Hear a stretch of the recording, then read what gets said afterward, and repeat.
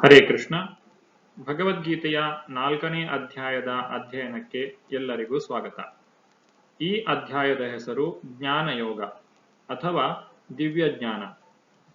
ಕಳೆದ ಅಧ್ಯಾಯದಲ್ಲಿ ಅಂದರೆ 3ನೇ ಅಧ್ಯಾಯದಲ್ಲಿ ಕರ್ಮಯೋಗದಲ್ಲಿ ಯಾವ ರೀತಿಯಾಗಿ ಕಾಮವು ಒಬ್ಬ ವ್ಯಕ್ತಿಯನ್ನು ಭೌತಿಕ ಬಂಧನಕ್ಕೆ ಈಡು ಮಾಡುತ್ತದೆ ಎಂಬುದನ್ನು ಶ್ರೀಕೃಷ್ಣನು ಅರ್ಜುನನಿಗೆ ತಿಳಿಸಿದ್ದಾನೆ. ಆ ಕಾಮವನ್ನು ಗೆಲ್ಲಲು ಒಬ್ಬ ವ್ಯಕ್ತಿ ಜ್ಞಾನವನ್ನು ಬೆಳೆಸಿಕೊಳ್ಳಬೇಕು. ಈ ಅಧ್ಯಾಯದಲ್ಲಿ ಆ ಒಂದು ಆಧ್ಯಾತ್ಮಿಕ ಜ್ಞಾನವನ್ನು ಒಬ್ಬ ವ್ಯಕ್ತಿ ಯಾವ ರೀತಿಯಾಗಿ ಬೆಳೆಸಿಕೊಳ್ಳಬಹುದು ಎಂಬುದನ್ನು ಭಗವಾನ್ ಶ್ರೀಕೃಷ್ಣನು ಅರ್ಜುನನಿಗೆ ತಿಳಿಸುತ್ತಾನೆ.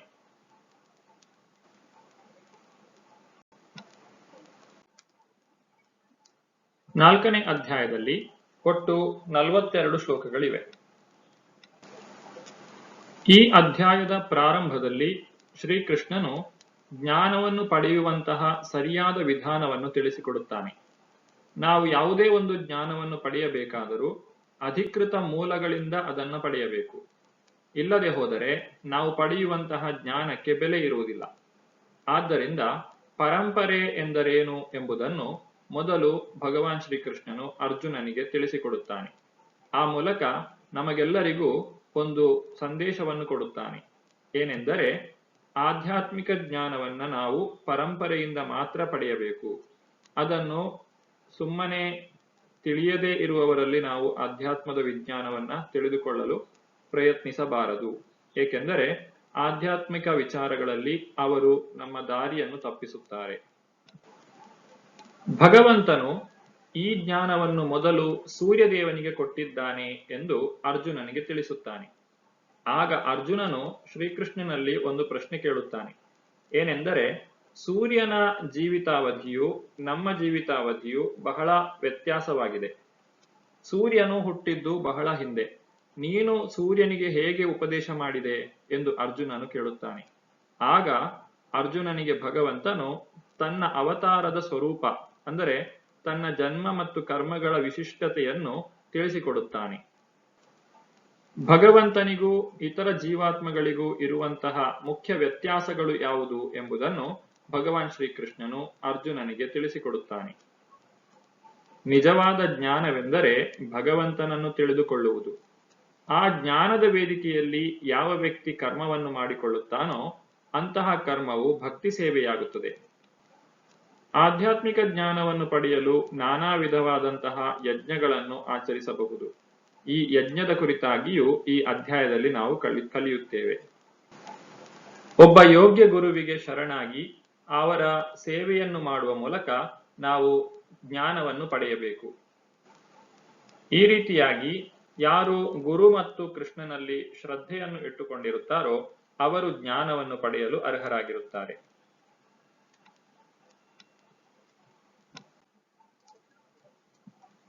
ನಾವು ಈಗ ಕಲಿಯಲು ಹೊರಟಿರುವಂತಹ ಈ ಭಗವದ್ಗೀತೆ, ಇದನ್ನ ಭಗವದ್ಗೀತೆ ಯಥಾರೂಪ ಎಂದು ಕರೆಯುತ್ತಾರೆ. ಇದು ಮಧ್ವ ಗೌಡಿಯ ವೈಷ್ಣವ ಸಂಪ್ರದಾಯದಲ್ಲಿ ಬರುವಂತಹ ಭಗವದ್ಗೀತಾ ಪುಸ್ತಕವಾಗಿದೆ. ಈ ಭಗವದ್ಗೀತೆಯನ್ನ ಶ್ರೀಲ ಪ್ರಭುಪಾದರು ತಮ್ಮ ಭಾವಾರ್ಥದೊಂದಿಗೆ ನಮಗೆಲ್ಲರಿಗೂ ಅರ್ಥವಾಗುವಂತೆ ನಮಗಿದನ್ನು ನೀಡಿದ್ದಾರೆ.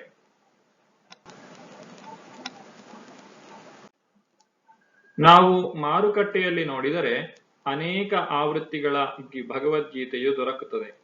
ಆದರೆ ಈ ಎಲ್ಲಾ ಭಗವದ್ಗೀತೆಗಳು ಭಗವಂತನ ಬೋಧನೆಗಳನ್ನೇ ನೀಡುವುದಿಲ್ಲ. ಸಾಮಾನ್ಯವಾಗಿ ಯಾವ ಭಗವದ್ಗೀತೆಯು ಪರಂಪರೆಯಲ್ಲಿ ಗುರು ಶಿಷ್ಯ ಪರಂಪರೆಯಲ್ಲಿ ಬರುವುದಿಲ್ಲವೋ ಅಂತಹ ಪುಸ್ತಕಗಳನ್ನು ಓದುವುದರಿಂದ ನಮಗೆ ಆಧ್ಯಾತ್ಮಿಕವಾದಂತಹ ಪ್ರಯೋಜನವು ಉಂಟಾಗುವುದಿಲ್ಲ. ಆದ್ದರಿಂದ ನಾವು ಓದಲು ಸೂಕ್ತವಾದಂತಹ ಭಗವದ್ಗೀತೆ ಅದು ಸರಿಯಾದಂತಹ ಗುರು ಶಿಷ್ಯ ಪರಂಪರೆಯಲ್ಲಿ ಬಂದಿರಬೇಕು.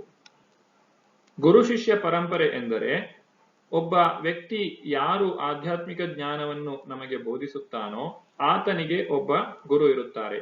ಆ ಗುರುಗಳಿಗೆ ಇನ್ನೊಬ್ಬರು ಗುರುಗಳಿರುತ್ತಾರೆ. ಹಾಗೆ ಅದು ಕೊನೆಗೆ ಭಗವಾನ್ ಶ್ರೀಕೃಷ್ಣನಿಗೆ ಹೋಗಿ ತಲುಪಬೇಕು. ಅಂದರೆ ಮೂಲದಲ್ಲಿ ಜ್ಞಾನವು ಭಗವಂತನಿಂದಲೇ ಬಂದಿರಬೇಕು. ಆ ಒಂದು ಗುರು ಶಿಷ್ಯ ಪರಂಪರೆಯ ಮುಖಾಂತರ ಬಂದಂತಹ ಜ್ಞಾನ ಏನಿದೆ ಅದು ಯಾವಾಗಲೂ ಸರಿಯಾಗಿರುತ್ತದೆ. ಏಕೆಂದರೆ ಆ ಜ್ಞಾನವು ಮನುಷ್ಯನಿಂದ ಮಾಡಲ್ಪಟ್ಟದ್ದಲ್ಲ, ಅದು ಅಪೌರುಷೇಯವಾದದ್ದು, ನೇರವಾಗಿ ಭಗವಂತನಿಂದಲೇ ಕೊಟ್ಟಿರುವಂತಹದ್ದು. 4ನೇ ಅಧ್ಯಾಯದ ಮೊದಲನೆಯ ಶ್ಲೋಕ ಈ ರೀತಿಯಾಗಿದೆ. ಶ್ರೀ ಭಗವಾನ್ ಉವಾಚ ಇಮಂ ವಿವಸ್ವತೆ ಯೋಗಂ ಪ್ರೋಕ್ತವಾನಹಮವ್ಯಯಂ ವಿವಸ್ವಾನ್ ಮನವೇ ಪ್ರಾಹ ಮನುರಿಕ್ಷ್ವಾಕವೇ ಬ್ರವೀತ್. ಅನುವಾದ: ದೇವೋತ್ತಮ ಪರಮಪುರುಷನಾದ ಶ್ರೀಕೃಷ್ಣನು ಹೇಳಿದನು, ನಾಶವಿಲ್ಲದ ಈ ಯೋಗ ವಿಜ್ಞಾನವನ್ನು ನಾನು ವಿವಸ್ವಾನ್ ಎಂದರೆ ಸೂರ್ಯನಿಗೆ ಹೇಳಿದೆನು. ವಿವಸ್ವಾನನು ಅದನ್ನು ಮಾನವ ಕುಲದ ತಂದೆಯಾದ ಮನುವಿಗೆ ಹೇಳಿದನು. ಮನುವು ಇಕ್ಷ್ವಾಕುವಿಗೆ ಹೇಳಿದನು. ವೇದದಲ್ಲಿ ಹೇಳಿರುವಂತಹ ಜ್ಞಾನ ಏನಿದೆ ಅದು ಯಾರೋ ಸೃಷ್ಟಿ ಮಾಡಿದ್ದಲ್ಲ ಅಥವಾ ಈಗ ಉಂಟಾದದ್ದಲ್ಲ. ಈ ಜ್ಞಾನವು ಸನಾತನವಾದದ್ದು. ಅದು ಹಿಂದೆಯೂ ಇತ್ತು, ಈಗಲೂ ಇದೆ ಮತ್ತು ಮುಂದೆಯೂ ಇರುತ್ತದೆ. ಭಗವಂತನು ಭಗವದ್ಗೀತೆಯನ್ನ ಕುರುಕ್ಷೇತ್ರ ರಣರಂಗದಲ್ಲಿ 5000 ವರ್ಷಗಳ ಹಿಂದೆ ಅರ್ಜುನನಿಗೆ ಬೋಧಿಸಿದ ಎಂದ ಮಾತ್ರಕ್ಕೆ ಅದಕ್ಕಿಂತ ಹಿಂದೆ ಭಗವದ್ಗೀತೆ ಇರಲಿಲ್ಲ ಎಂದು ನಾವು ತಪ್ಪಾಗಿ ತಿಳಿಯಬಾರದು. ಭಗವದ್ಗೀತೆಯ ಜ್ಞಾನವು ಯಾವಾಗಲೂ ಇತ್ತು. ಯಾಕಂದ್ರೆ ಇಲ್ಲಿ ಸೂರ್ಯದೇವನಿಗೆ ಭಗವಂತ ಈ ಭಗವದ್ಗೀತೆಯನ್ನ ಹಿಂದೆಯೇ ಬೋಧಿಸಿದ್ದಾನೆ. ಆದ್ದರಿಂದ ಭಗವದ್ಗೀತೆ ಅನ್ನುವಂಥದ್ದು ಸನಾತನವಾದಂತಹ ಜ್ಞಾನ. ಈ ಗುರು ಶಿಷ್ಯ ಪರಂಪರೆ ಅನ್ನುವಂಥದ್ದು ಎಷ್ಟೊಂದು ಮಹತ್ವವುಳ್ಳದ್ದೆಂದರೆ ಭಗವಂತನು ಸ್ವತಃ ಬಂದು ಈ ಒಂದು ಗುರು ಶಿಷ್ಯ ಪರಂಪರೆಯನ್ನು ರಕ್ಷಣೆ ಮಾಡುತ್ತಾನೆ. ಯಾವೆಲ್ಲ ಸಮಯದಲ್ಲಿ ಗುರು ಶಿಷ್ಯ ಪರಂಪರೆಯು ನಾಶವಾಗುತ್ತದೋ ಅಥವಾ ಅದರ ಒಂದು ಸದ್ಬಳಕೆ ಜನರಿಗೆ ಲಭ್ಯವಿಲ್ಲದೆ ಹೋಗುತ್ತದೋ ಆಗ ಭಗವಂತನೇ ಸ್ವತಃ ಅವತಾರವನ್ನು ತಾಳಿ ಅಥವಾ ತನ್ನ ಭಕ್ತರನ್ನು ಕಳುಹಿಸಿ ಈ ಗುರು ಶಿಷ್ಯ ಪರಂಪರೆಯನ್ನ ಮತ್ತೆ ಪುನಶ್ಚೇತನಗೊಳಿಸಿಕೊಳ್ಳುತ್ತಾನೆ. ಅದನ್ನು ಕುರಿತಾಗಿ ಈಗ 2ನೆಯ ಶ್ಲೋಕದಲ್ಲಿ ಭಗವಂತನು ಹೇಳುತ್ತಾನೆ,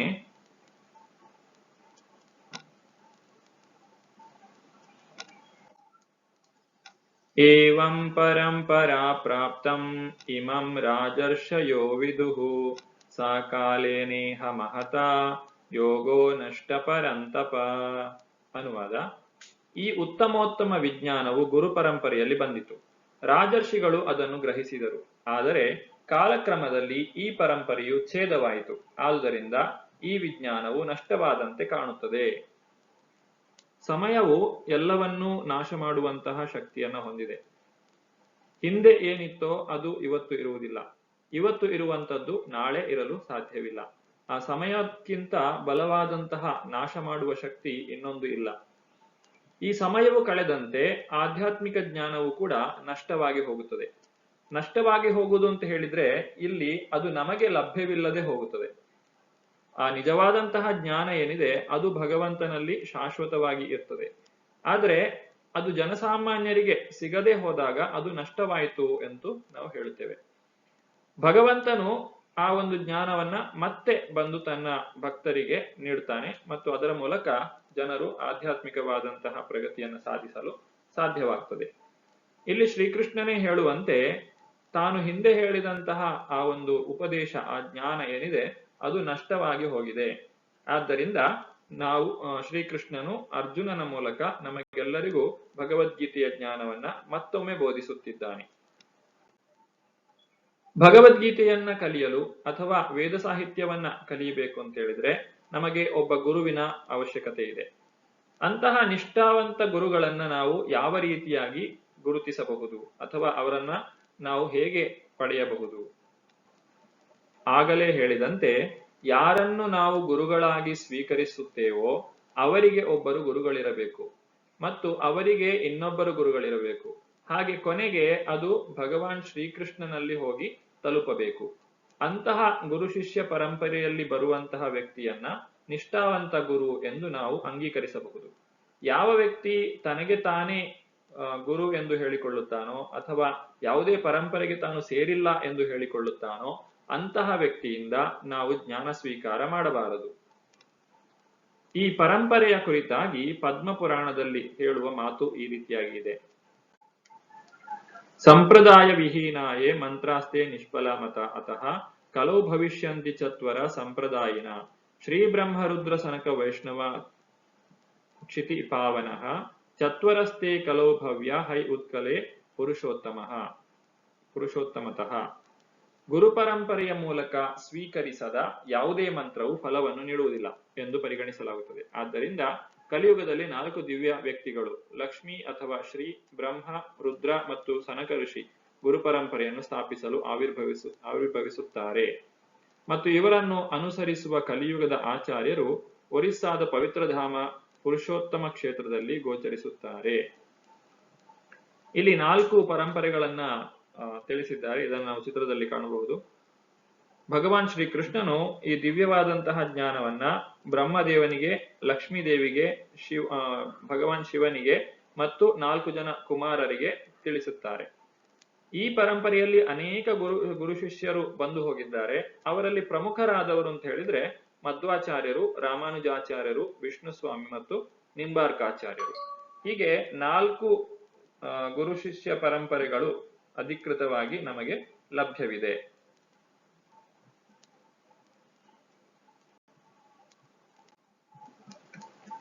ಈ ಚಿತ್ರದಲ್ಲಿ ನಾವು ಕಾಣಬಹುದು ನಮ್ಮ ಮಧ್ವಗೌಡಿಯ ಸಂಪ್ರದಾಯದಲ್ಲಿ ಹೇಗೆ 32 ಜನ ಗುರು ಶಿಷ್ಯ ಪರಂಪರೆಯಲ್ಲಿ ಬರ್ತಾರೆ ಅನ್ನೋದನ್ನ. ಇದನ್ನ ನಾವು ಭಗವದ್ಗೀತೆಯ ಪ್ರಾರಂಭದಲ್ಲಿಯೂ ಕೂಡ ಆ 32 ಜನರ ಹೆಸರನ್ನ ಕಾಣಲಿಕ್ಕೆ ಸಾಧ್ಯ. ಅದರಲ್ಲಿ ಮೊದಲನೆಯದ್ದು ಶ್ರೀಕೃಷ್ಣ ಆದ್ರೆ ಆ 32ನೆಯ ವ್ಯಕ್ತಿ ಶ್ರೀಲ ಪ್ರಭುಪಾದರಾಗಿದ್ದಾರೆ. ಆ ಒಂದು ಗುರು ಶಿಷ್ಯ ಪರಂಪರೆ ಹೇಗೆ ಬೆಳೆದು ಬಂದಿದೆ ಅನ್ನೋದನ್ನ ನಾವು ಇಲ್ಲಿ ಕಾಣಬಹುದು.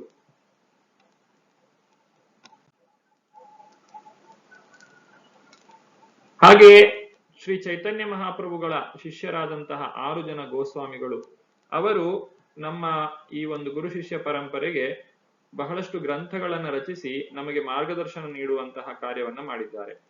ಇವರು ಸರಿಯಾದಂತಹ ಗುರು ಶಿಷ್ಯ ಪರಂಪರೆಯಲ್ಲಿ ಬರುವ ಕಾರಣದಿಂದಲೇ ಇವರು ನೀಡಿರುವಂತಹ ಒಂದು ಬೋಧನೆಗಳು ಏನಿದೆ ಅದನ್ನು ನಾವು ಪಡೆದುಕೊಳ್ಳಲಿಕ್ಕೆ ಸಾಧ್ಯವಾಗ್ತಾ ಇದೆ. ಶ್ರೀ ಸನಾತನ ಗೋಸ್ವಾಮಿ, ಶ್ರೀ ರೂಪ ಗೋಸ್ವಾಮಿ, ಶ್ರೀ ರಘುನಾಥ ಭಟ್ಟ ಗೋಸ್ವಾಮಿ, ಶ್ರೀ ರಘುನಾಥ ದಾಸ ಗೋಸ್ವಾಮಿ, ಶ್ರೀ ಜೀವ ಗೋಸ್ವಾಮಿ ಮತ್ತು ಶ್ರೀ ಗೋಪಾಲ ಭಟ್ಟ ಗೋಸ್ವಾಮಿ ಇವೇ ಆ 6 ಜನ ಗೋಸ್ವಾಮಿಗಳ ಹೆಸರಾಗಿದೆ.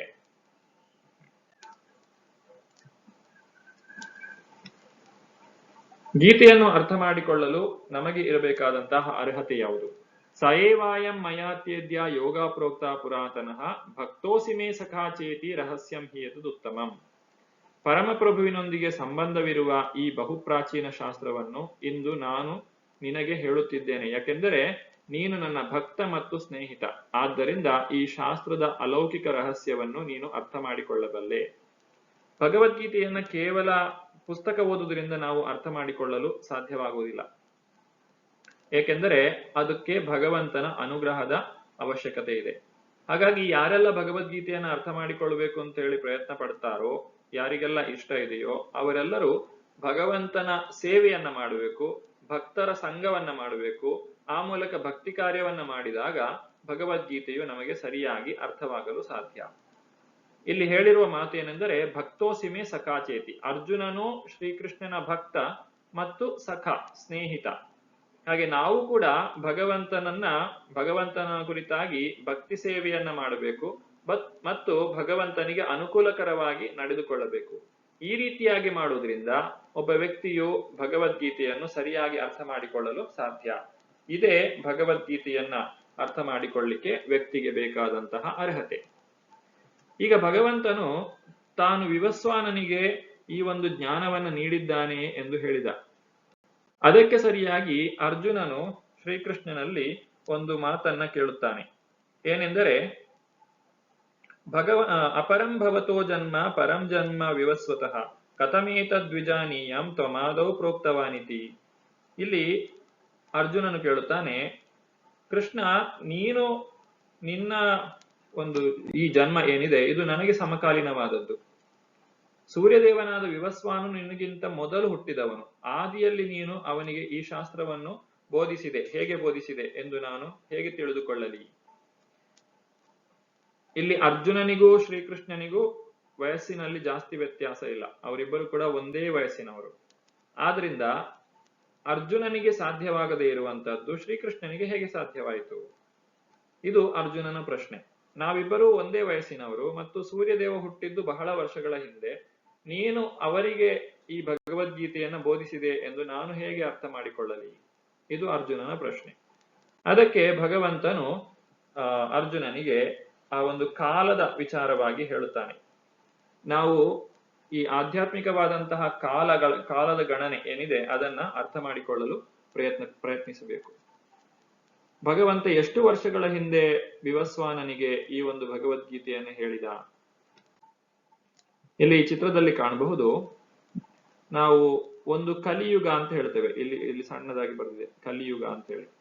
ಈ ಕಲಿಯುಗ ಏನಿದೆ ಇದು 4,32,000 ವರ್ಷಗಳು. 4,32,000 ವರ್ಷಗಳಿವೆ.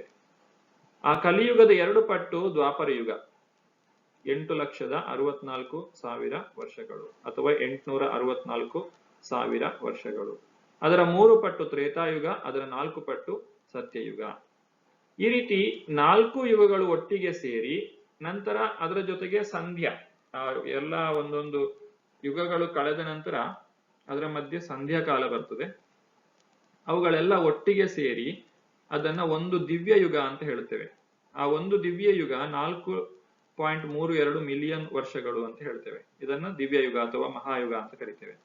ಈ ರೀತಿಯಾದಂತಹ 71 ದಿವ್ಯ ಯುಗಗಳು ಒಟ್ಟಿಗೆ ಸೇರಿದಾಗ ಅದನ್ನ ಒಂದು ಮನ್ವಂತರ ಅಂತ ಕರಿತೇವೆ. ಈ ರೀತಿಯಾದಂತಹ 14 ಮನುಗಳು ಒಟ್ಟಿಗೆ ಸೇರಿದಾಗ ಅದನ್ನ ಒಂದು ಕಲ್ಪ ಅಂತ ಹೇಳ್ತೇವೆ. ಈ ಕಲ್ಪ ಅನ್ನುವಂಥದ್ದು ಬ್ರಹ್ಮದೇವನ ಒಂದು ದಿನ ಮತ್ತು ಆತನ ರಾತ್ರಿಯು ಕೂಡ ಅಷ್ಟೇ ಒಂದು ಸಮಯದ್ದು. ಹೀಗೆ ಒಂದು ರಾತ್ರಿ ಒಂದು ಹಗಲು ಎರಡೂ ಸೇರಿದಾಗ ಬ್ರಹ್ಮನ ಒಂದು ಪೂರ್ತಿ ದಿನ ಆಗ್ತದೆ. ಆ ರೀತಿಯಾಗಿ ಬ್ರಹ್ಮನು 100 ವರ್ಷಗಳ ಕಾಲ ಬದುಕ್ತಾನೆ. ಅಂದ್ರೆ ಬ್ರಹ್ಮನ ಆಯಸ್ಸು 311 ಟ್ರಿಲಿಯನ್ ವರ್ಷಗಳು ಅಂತ ಹೇಳಿ ನಾವು ಹೇಳ್ಬೋದು. ಅದರಲ್ಲಿ 36,000 ಕಲ್ಪಗಳು ಬರ್ತವೆ.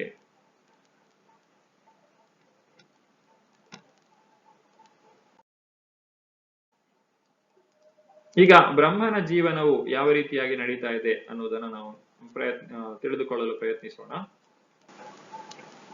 ಬ್ರಹ್ಮನು ತನ್ನ ವಯಸ್ಸಿನ 50 ವರ್ಷಗಳನ್ನು ಈಗಾಗಲೇ ಕಳೆದಿದ್ದಾನೆ. ಒಂದು ಕಲಿಯುಗ ಅಂತ ಹೇಳಿದ್ರೆ 4,32,000 ವರ್ಷಗಳು ಮತ್ತು ಕಲಿಯುಗದ 10 ಪಟ್ಟು ಅಂತ ಹೇಳಿದ್ರೆ ಒಂದು ಮಹಾಯುಗ. ಯಾಕಂದ್ರೆ 1, 2, 3, 4 ಇವುಗಳನ್ನು ಒಟ್ಟಿಗೆ ಸೇರಿಸಿದ್ರೆ 10 ಅಂತ ಬರ್ತದೆ. ಈ ರೀತಿ 1,000 ಮಹಾಯುಗಗಳು ಒಟ್ಟಿಗೆ ಸೇರಿದಾಗ ಬ್ರಹ್ಮನ ಒಂದು ಹಗಲು ಅಷ್ಟೇ ಆತನ ರಾತ್ರಿ. ಅದರಿಂದ 2ರಿಂದ ಗುಣಿಸ್ತೇವೆ. ಅದು ಒಂದು ಸಂಪೂರ್ಣ ದಿನ, ಹಗಲು ಮತ್ತು ರಾತ್ರಿ. ಆ ರೀತಿಯಾಗಿ 360 ಹಗಲು ರಾತ್ರಿಗಳು ಸೇರಿದಾಗ ಬ್ರಹ್ಮನ 1 ವರ್ಷ ಆಗ್ತದೆ. ಹಾಗೆ ಬ್ರಹ್ಮನು ಈಗಾಗಲೇ 50 ವರ್ಷಗಳನ್ನ ಕಳೆದಿದ್ದಾನೆ. ಇದನ್ನ ಮನುಷ್ಯನ ಲೆಕ್ಕಾಚಾರ, ಮನುಷ್ಯನ ಜೀವನದ ಲೆಕ್ಕಾಚಾರದ ಪ್ರಕಾರ ನೋಡುವುದಾದ್ರೆ 155.52 ಟ್ರಿಲಿಯನ್ ವರ್ಷಗಳು ಕಳೆದು ಹೋಗಿದೆ ಬ್ರಹ್ಮನ ಜೀವನದಲ್ಲಿ. ನಂತರ ಮನ್ವಂತರಗಳು ಅಂದ್ರೆ ಒಂದು ದಿನದಲ್ಲಿ 14 ಮನುಗಳು ಬರ್ತಾರೆ. ಈಗಾಗಲೇ 6 ಮನುಗಳು ಬಂದು ಹೋಗಿದ್ದಾರೆ. ಮೊದಲನೇ ಮನು ಸ್ವಯಂಭುವ ಮನು, ಈಗ ಪ್ರಸ್ತುತವಾಗಿ ನಡೀತಾ ಇರುವಂತಹ ಮನು ವೈವಸ್ವತ ಮನು. ಈ ಪ್ರತಿಯೊಂದು ಮನ್ವಂತರಗಳಲ್ಲಿಯೂ 71 ಮಹಾಯುಗಗಳು ಕಳೆದು ಹೋಗ್ತವೆ. ಹಾಗೆ ಇಲ್ಲಿ ಮಹಾಯುಗ ಅಂತ ಹೇಳಿದ್ರೆ 4,32,000 ವರ್ಷದ 10 ಪಟ್ಟು, ಅದನ್ನ 1000ದಿಂದ ಗುಣಿಸಬೇಕು. ಇದು ಒಂದು ಮಹಾಯುಗ ಅಂತ ಆಗ್ತದೆ. ಈ ರೀತಿಯಾಗಿ 6 ಮನ್ವಂತರಗಳು ಕಳೆದು ಹೋಗಿವೆ. ಅದನ್ನ 14ರಿಂದ ಭಾಗಿಸ್ತೇವೆ. ಯಾಕಂದ್ರೆ ಒಂದು ದಿನದಲ್ಲಿ ಬ್ರಹ್ಮನ ಒಂದು ಪೂರ್ತಿ ದಿನದಲ್ಲಿ 14 ಮನುಗಳು ಬರ್ತಾರೆ. ಇಲ್ಲಿ 6ರಿಂದ ಗುಣಿಸುವುದರಿಂದ 6 ಮನ್ವಂತರಗಳಷ್ಟು ಸಮಯಾವಕಾಶ ಅಲ್ಲಿ ಬರ್ತದೆ. ಇದರಿಂದ 1851 ಮಿಲಿಯನ್ ವರ್ಷಗಳು ಕಳೆದು ಹೋದ ಹಾಗೆ ಆಯ್ತು.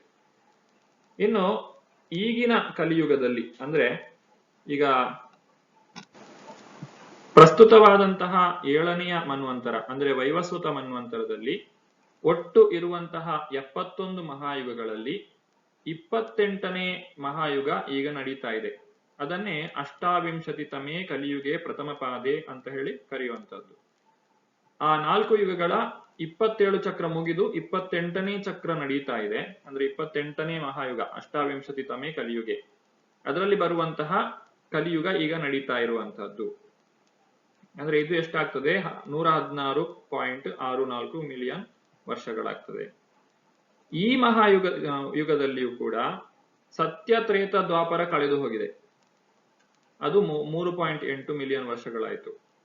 ಆಮೇಲೆ ಕಲಿಯುಗದಲ್ಲಿ ಕೂಡ 5,117 ವರ್ಷಗಳು ಕಳೆದು ಹೋಗಿವೆ. ಹಾಗಾಗಿ ಇದನ್ನೆಲ್ಲ ಒಟ್ಟಿಗೆ ಸೇರಿಸಿದಾಗ ಎಷ್ಟಾಗ್ತದೆ? 155.522 ಟ್ರಿಲಿಯನ್ ವರ್ಷಗಳು. ಇಷ್ಟು ವರ್ಷಗಳು ಬ್ರಹ್ಮನ ಜೀವನದಲ್ಲಿ ಕಳೆದು ಹೋಗಿದೆ. ಇನ್ನು ನಾವು ಮನುವಿನ ವಿಚಾರವನ್ನ ನೋಡುವುದಾದರೆ,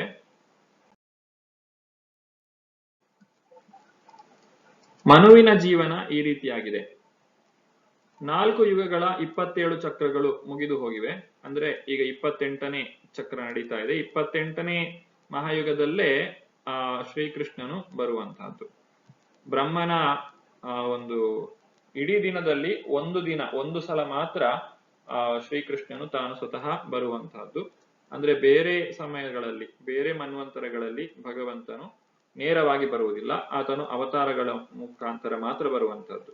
ಏತೇಚಾಂಶ ಕಲಾ ಪುಂಸ ಕೃಷ್ಣಸ್ತು ಭಗವಾನ್ ಸ್ವಯಂ. ಶ್ರೀಕೃಷ್ಣನು ಸ್ವಯಂ ಭಗವಾನ್ ಮತ್ತು ಆತನ ವಿಸ್ತರಣೆಗಳು ಬೇರೆ ಬೇರೆ, ಮತ್ಸ್ಯ, ಕೂರ್ಮ, ವರಾಹ ಈ ರೀತಿಯಾಗಿ ಇರ್ತದೆ. 27 ಮಹಾಯುಗಗಳು ಕಳೆದು ಹೋದ ನಂತರ 28ರಲ್ಲಿ ಸತ್ಯತ್ರೇತ ದ್ವಾಪರ ಕಳೆದು ಹೋಗಿದೆ. ಆಮೇಲೆ ಕಲಿಯುಗದ 5117 ವರ್ಷಗಳು ಕಳೆದು ಹೋಗಿವೆ. ಇದನ್ನೆಲ್ಲ ಒಟ್ಟಿಗೆ ಸೇರಿಸಿದ್ರೆ 120 ಮಿಲಿಯನ್ ವರ್ಷಗಳು ಕಳೆದು ಹೋಗಿದೆ. ಅಂದ್ರೆ ಮನು ಈಗಿನ ಯಾವ ಸ್ವಯಂಭುವ ಈಗ ಪ್ರಸ್ತುತ ವೈವಸ್ವತ ಮನು ಯಾರಿದ್ದಾನೆ, ಅವನ ಜೀವನದಲ್ಲಿಯೂ 120 ಮಿಲಿಯನ್ ವರ್ಷಗಳು ಕಳೆದು ಹೋಗಿದೆ. ಅಂದ್ರೆ ಮನುವಿನ ಜನನದ ಮೊದಲು ಭಗವದ್ಗೀತೆಯನ್ನು ಭಗವಂತನು ತನ್ನ ಶಿಷ್ಯನಾದ ಸೂರ್ಯದೇವನಾದ ವಿವಸ್ವಾನಿಗೆ ಹೇಳಿದನೆಂದು ಪರಿಗಣಿಸಿದರೆ 120 ಮಿಲಿಯನ್ ವರ್ಷಗಳ ಹಿಂದೆ ಭಗವದ್ಗೀತೆಯನ್ನ ತಿಳಿಸಲಾಗಿದೆ. ಇದೇ ಲೆಕ್ಕಾಚಾರವನ್ನು ನಾವು ಮುಂದುವರಿಸಿ ನೋಡಿದರೆ, ಬ್ರಹ್ಮನ ಒಂದು ದಿನ ಅಂತ ಹೇಳಿದ್ರೆ 8,640,000,000,000 ವರ್ಷಗಳಾಗ್ತವೆ. ಅದನ್ನ 24ರಿಂದ ಭಾಗಿಸಿದ್ರೆ 360 ಮಿಲಿಯನ್ ವರ್ಷಗಳಾಗ್ತವೆ. ಮತ್ತೆ ಅದನ್ನ 60ರಿಂದ ಭಾಗಿಸಿದ್ರೆ 6 ಮಿಲಿಯನ್ ವರ್ಷಗಳಾಗ್ತವೆ. ಮತ್ತೆ ಅದನ್ನ 60ರಿಂದ ಭಾಗಿಸಿದ್ರೆ ಅದು ಬ್ರಹ್ಮನ 1 ಸೆಕೆಂಡು, ಅಂದ್ರೆ 100,000 ವರ್ಷಗಳು, ಅಂದ್ರೆ 1,00,000 ವರ್ಷಗಳು ಆಗ್ತವೆ.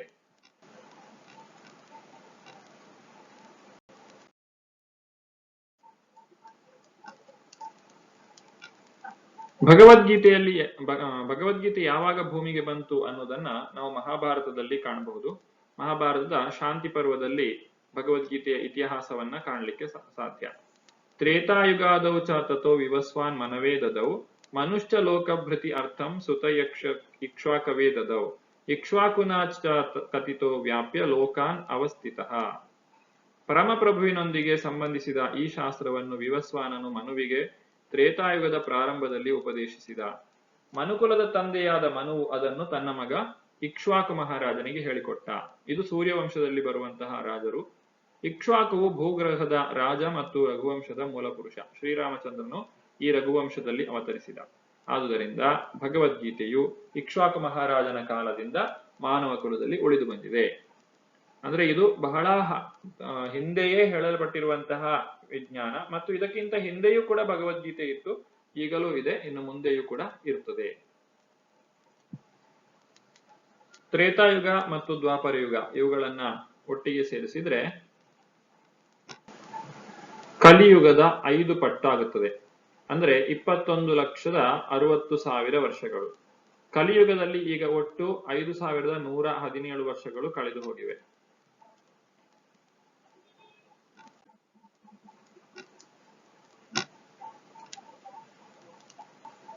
ಈ ಲೆಕ್ಕಾಚಾರದ ಪ್ರಕಾರ ನೋಡುವುದಾದರೆ ಭಗವದ್ಗೀತೆಯು 120 ಮಿಲಿಯನ್ ವರ್ಷಗಳ ಹಿಂದೆಯೇ ಶ್ರೀಕೃಷ್ಣನಿಂದ ವಿವಸ್ವಾನನಿಗೆ ತಿಳಿಸಲ್ಪಟ್ಟಿದೆ. ಅರ್ಜುನನು ಕೇಳಿದಂತ ಪ್ರಶ್ನೆ ಅಂದರೆ, ಕೃಷ್ಣ ನೀನು ನನ್ನ ಸಮಕಾಲೀನ, ನೀನು ಇಷ್ಟೊಂದು ವರ್ಷಗಳ ಹಿಂದೆ ಆ ಒಂದು ಸೂರ್ಯದೇವನಿಗೆ ಯಾವ ರೀತಿಯಾಗಿ ಬೋಧನೆಯನ್ನ ಮಾಡಲಿಕ್ಕೆ ಸಾಧ್ಯ ಆಯಿತು ಅನ್ನೋದನ್ನ ಕೇಳ್ತಾನೆ. ಅದಕ್ಕೆ ಉತ್ತರವಾಗಿ ಭಗವಂತನು ಹೇಳ್ತಾನೆ, ಶ್ರೀ ಭಗವಾನ್ ಉವಾಚ ಬಹೂನಿ ಮೇ ವ್ಯತೀತಾನಿ ಜನ್ಮಾನಿ ತವ ಚಾರ್ಜುನ ತಾನ್ಯಹಂ ವೇದ ಸರ್ವಾಣಿ ನತ್ವಂ ವೇತ್ತ ಪರಂತಪ. ದೇವೋತ್ತಮ ಪರಮಪುರುಷನು ಹೀಗೆ ಹೇಳಿದನು, ಶತ್ರುದಮನನಾದ ಅರ್ಜುನನೇ, ನೀನು ನಾನು ಅನೇಕ ಜನ್ಮಗಳನ್ನು ಕಳೆದಿದ್ದೇವೆ. ನನಗೆ ಅವೆಲ್ಲ ಜನ್ಮಗಳ ನೆನಪಿದೆ, ಆದರೆ ನಿನಗಿಲ್ಲ. ಇಲ್ಲಿ ಭಗವಂತನಿಗೂ ನಮಗೂ ಇರುವಂತಹ ಮುಖ್ಯ ವ್ಯತ್ಯಾಸವೇನೆಂದರೆ, ಭಗವಂತನು ಆಧ್ಯಾತ್ಮಿಕ ಶರೀರದಲ್ಲಿ ನೇರವಾಗಿ ಬರುತ್ತಾನೆ. ನಾವು ಭೌತಿಕವಾದಂತಹ ಪಂಚಭೌತಿಕವಾದಂತಹ ಶರೀರವನ್ನ ಪಡೆದುಕೊಂಡು ಬರ್ತೇವೆ. ನಮ್ಮ ಶರೀರ ಏನಿದೆ ಇದು ಮಣ್ಣು, ನೀರು, ಗಾಳಿ, ಬೆಂಕಿ, ಆಕಾಶದಿಂದ ಮಾಡಲ್ಪಟ್ಟಿರುವಂತಹದ್ದು. ಯಾವಾಗ ಜೀವಾತ್ಮನು ಶರೀರವನ್ನ ಸ್ವೀಕಾರ ಮಾಡ್ತಾನೋ ಅದನ್ನ ಹುಟ್ಟು ಅಂತ ಹೇಳಿ ಕರೀತೇವೆ, ಮತ್ತು ಯಾವಾಗ ಜೀವಾತ್ಮನು ಶರೀರವನ್ನ ತೊರೆಯುತ್ತಾನೋ ಅದನ್ನ ಸಾವು ಅಂತ ಹೇಳಿ ಕರೀತೇವೆ. ಆದ್ರೆ ಭಗವಂತನಿಗೆ ಈ ಎರಡು ಸ್ಥಿತಿಗಳು ಇಲ್ಲ. ಹಾಗಾಗಿ ಆತನು ಶರೀರವನ್ನ ತ್ಯಾಗ ಮಾಡುವುದಿಲ್ಲ. ಶರೀರವನ್ನು ತ್ಯಾಗ ಮಾಡದೇ ಇರುವ ಕಾರಣದಿಂದಾಗಿ ಭಗವಂತನಿಗೆ ನಮ್ಮ ರೀತಿಯಲ್ಲಿ ಮರೆವು ಇಲ್ಲ. ನಾವು ಹಿಂದಿನ ಜನ್ಮದಲ್ಲಿ ಏನು ಮಾಡಿದ್ದೇವೆ ಅನ್ನೋದನ್ನ ಈಗ ನೆನಪು ಮಾಡಿಕೊಳ್ಳಿಕ್ಕೆ ಸಾಧ್ಯ ಇಲ್ಲ. ಆದರೆ ಭಗವಂತನಿಗೆ ತನ್ನ ಹಿಂದಿನ ಎಲ್ಲಾ ಕಾರ್ಯಚಟುವಟಿಕೆಗಳು ಕೂಡ ನೆನಪಿನಲ್ಲಿ ಇರ್ತದೆ. ಇದು ಭಗವಂತನಿಗೂ ನಮಗೂ ಇರುವಂತಹ ವ್ಯತ್ಯಾಸ. ಆದ್ದರಿಂದಲೇ ಅರ್ಜುನನಿಗೆ ತನ್ನ ಹಿಂದಿನ ಜನ್ಮದ ನೆನಪು ಇಲ್ಲ. ಆದ್ರೆ ಭಗವಂತನಿಗೆ ಎಲ್ಲಾ ಜನ್ಮಗಳ ಕೇವಲ ಭಗವಂತನ ಚಟುವಟಿಕೆಗಳು ಮಾತ್ರ ಅಲ್ಲ, ಆತನಿಗೆ ನಮ್ಮ ಚಟುವಟಿಕೆಗಳ ಕುರಿತಾದ ಅರಿವು ಕೂಡ ಇದೆ. ಭಗವಂತನು ಹೇಗೆ ಕಾಣಿಸಿಕೊಳ್ಳುತ್ತಾನೆ ಅನ್ನೋದನ್ನ ಮುಂದಿನ ಶ್ಲೋಕದಲ್ಲಿ ನಾವು ಕಾಣಬಹುದು. ಅಜೋಪಿ ಸನ್ ಅವ್ಯಯಾತ್ಮ ಭೂತಾನಾಮೀಶ್ವರೋಪಿ ಸನ್ ಪ್ರಕೃತಿಂ ಸ್ವಂ ಅಧಿಷ್ಠಾಯ ಸಂಭವಾಮಿ ಆತ್ಮ ಮಾಯೆಯ. ನನಗೆ ಹುಟ್ಟು ಎನ್ನುವುದಿಲ್ಲ, ನನ್ನ ಆಧ್ಯಾತ್ಮಿಕ ಶರೀರವು ಕ್ಷಯಿಸುವುದಿಲ್ಲ. ನಾನು ಎಲ್ಲ ಜೀವಿಗಳ ಪ್ರಭು, ಆದರೂ ಪ್ರತಿ ಯುಗದಲ್ಲೂ ನನ್ನ ಮೂಲ ಆಧ್ಯಾತ್ಮಿಕ ರೂಪದಲ್ಲಿ ಅವತರಿಸುತ್ತೇನೆ. ಭಗವಂತ ಹುಟ್ಟಿದ ರೀತಿಯಲ್ಲಿ ನಮಗೆ ಕಾಣ್ತದೆ. ನಾವು ಕೂಡ ಹೇಳ್ಬೋದು ಭಗವಂತ ಸಣ್ಣ ಮಗುವಾಗಿದ್ದ, ನಮ್ಮ ರೀತಿಯಲ್ಲಿ ಅವನು ಆಟ ಆಡ್ತಾ ಇದ್ದ ಅಂತ ಹೇಳಿ. ಆದ್ರೆ ತಾನು ಸಾಮಾನ್ಯ ಮಗು ಅಲ್ಲ ಅನ್ನೋದನ್ನು ತೋರಿಸಿಕೊಳ್ಳುವುದಕ್ಕೋಸ್ಕರನೇ ಭಗವಂತ ತನ್ನ ತಾಯಿಯ ಮಡಿಲಲ್ಲಿ ಮಲಗಿರುವಾಗಲೇ ಪೂತನಿ, ಅಘಾಸುರ, ಬಕಾಸುರ ಈ ರೀತಿಯಾಗಿ ಅನೇಕ ರೀತಿಯಾದಂತಹ ರಾಕ್ಷಸರನ್ನ ಅವನು ಸಂಹಾರ ಮಾಡಿದ್ದಾನೆ. ಯಾವುದೇ ವ್ಯಕ್ತಿಯಾದ್ರೂ ಕೂಡ ತಾನು ಹುಟ್ಟಿದ ಕೆಲವು ದಿನಗಳಿಂದಲೇ ತಾನು ಆ ಒಂದು ದುಷ್ಟ ಸಂಹಾರವನ್ನ ಶ್ರೀಕೃಷ್ಣನು ಪ್ರಾರಂಭಿಸಿದ್ದಾನೆ. ಇಂತಹ ಕಾರ್ಯವನ್ನ ಮಾಡಲಿಕ್ಕೆ ಬೇರೆ ಯಾರಿಂದಲೂ ಸಾಧ್ಯವಿಲ್ಲ. ಹಾಗಾಗಿ ಆ ಭಗವಂತನ ಶರೀರವು ಅದು ಸಾಮಾನ್ಯವಾದದ್ದಲ್ಲ, ಅದು ಆಧ್ಯಾತ್ಮಿಕವಾದದ್ದು ಎನ್ನುವುದನ್ನ ನಾವು ಇಲ್ಲಿ ಬಹಳ ಸುಲಭವಾಗಿ ಅರ್ಥ ಮಾಡಿಕೊಳ್ಳಿಕ್ಕೆ ಸಾಧ್ಯ. ಆ ಭಗವಂತನಿಗೆ ಹುಟ್ಟು ಎನ್ನುವುದು ಇಲ್ಲ ಅಂತ ಹೇಳಿದ್ರೆ ಭಗವಂತ ಭೌತಿಕವಾದ ಶರೀರವನ್ನ ಸ್ವೀಕರಿಸುವುದಿಲ್ಲ. ಅವನ ಶರೀರವು ಯಾವತ್ತೂ ಕೂಡ ಕ್ಷಯಿಸುವುದಿಲ್ಲ. ಅವನು ಎಲ್ಲಾ ಜೀವಿಗಳಿಗೂ ಕೂಡ ನಾಯಕನಾಗಿದ್ದಾನೆ. ಅಂದ್ರೆ ಭಗವಂತ ಎಲ್ಲರನ್ನು ಕೂಡ ಪೋಷಿಸ್ತಾನೆ, ನಾವು ಆತನ ಪೋಷಣೆಗೆ ಒಳಗಾದವರಾಗಿದ್ದೇವೆ. ಹೀಗೆ ಭಗವಂತ ತನ್ನ ಆಧ್ಯಾತ್ಮಿಕ ರೂಪದಲ್ಲಿ ಪ್ರತಿಯೊಂದು ಯುಗದಲ್ಲಿಯೂ ಕೂಡ ಅವತರಿಸ್ತಾನೆ. ಭಗವಂತನು ಅವತರಿಸಲಿಕ್ಕೆ ಒಂದು ಕಾರಣ ಅನ್ನುವಂಥದ್ದು ಬೇಕು. ಅದಕ್ಕೆ ಆ ಕಾರಣವೇನು ಅನ್ನುವುದನ್ನ ಭಗವಂತ ಮುಂದಿನ ಶ್ಲೋಕದಲ್ಲಿ ತಿಳಿಸ್ತಾನೆ.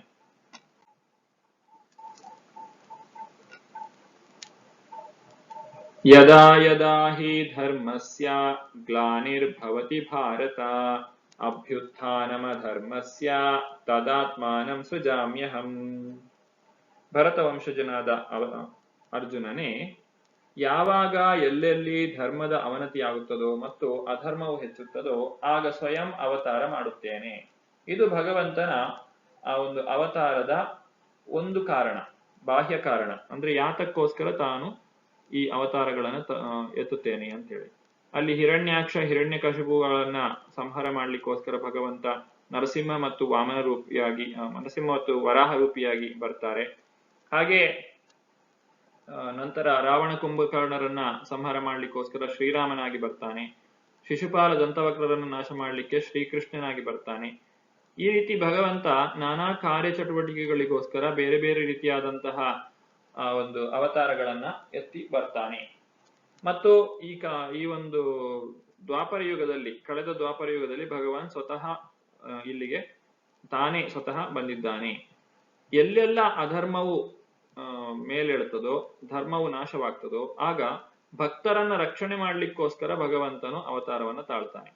ಆ ರೀತಿಯಾಗಿ ಭಕ್ತರನ್ನ ರಕ್ಷಣೆ ಮಾಡುವಾಗ ಆ ಒಂದು ದುಷ್ಟರ ದಮನವೂ ಕೂಡ ನಡೆಯುತ್ತದೆ. ಹೀಗೆ ಭಗವಂತನ ಒಂದು ಕಾಣಿಸಿಕೊಳ್ಳುವ ಕಾರಣಕ್ಕೆ ನಾವು ಇದನ್ನ ಈ ರೀತಿಯಾಗಿ ಅರ್ಥ ಮಾಡಿಕೊಳ್ಳಬಹುದು. ಭಗವಂತನಿಗೆ ಅನೇಕ ಅವತಾರಗಳಿವೆ. ಹೇಗೆ ಒಂದು ಸಮುದ್ರದಲ್ಲಿ ಬರುವಂತಹ ಅಲೆಗಳನ್ನ ನಮಗೆ ಲೆಕ್ಕಾಚಾರ ಮಾಡಲಿಕ್ಕೆ ಸಾಧ್ಯ ಇಲ್ವೋ, ಅದೇ ರೀತಿಯಾಗಿ ಭಗವಂತನ ಅವತಾರಗಳನ್ನ ಇಷ್ಟೇ ಅಂತ ಹೇಳಲಿಕ್ಕೆ ಸಾಧ್ಯ ಇಲ್ಲ. ಅನೇಕ ಅವತಾರಗಳು ಇವೆ. ಆದರೆ ಈ 10 ಅವತಾರಗಳು ಜನರಲ್ಲಿ ಬಹಳಷ್ಟು ಪ್ರಚಲಿತದಲ್ಲಿದೆ. ಯಾಕಂದ್ರೆ ಇದು ಜಯದೇವ ಗೋಸ್ವಾಮಿಗಳು ತಮ್ಮ ಮಂಗಳಾಚರಣೆಯಲ್ಲಿ ಹಾಡಿದಂತಹ ಹಾಡಿನಲ್ಲಿ ಈ 10 ಅವತಾರಗಳ ಒಂದು ಉಲ್ಲೇಖ ಇದೆ. ಹಾಗಾಗಿ 10 ಅವತಾರ ಅಥವಾ ದಶಾವತಾರ ಅನ್ನುವಂಥದ್ದು ಬಹಳ ಒಂದು ಪ್ರಸಿದ್ಧವಾದಂತಹ ವಿಚಾರವಾಗಿದೆ. ದಶಾವತಾರಗಳು ಯಾವುದೆಲ್ಲ ಅಂತ ಹೇಳಿದ್ರೆ ನಾವು ಈ ಚಿತ್ರದಲ್ಲಿ ಕಾಣಬಹುದು. ಇಲ್ಲಿ ಮತ್ಸ್ಯ, ಕೂರ್ಮ, ವರಾಹ, ನರಸಿಂಹ, ವಾಮನ, ಪರಶುರಾಮ, ರಾಮ, ಕೃಷ್ಣ, ಬುದ್ಧ ಮತ್ತು ಕಲ್ಕಿ. ಈ 10 ಅವತಾರಗಳು ಬಹಳ ಪ್ರಮುಖವಾದದ್ದು. ನಾವು ಹೆಚ್ಚಿನ ಕಡೆ ಕಾಣುವಂತಹ ಅವತಾರಗಳ ಕಥೆ ಇದು ಈ 10 ಅವತಾರಗಳ ಕಥೆ.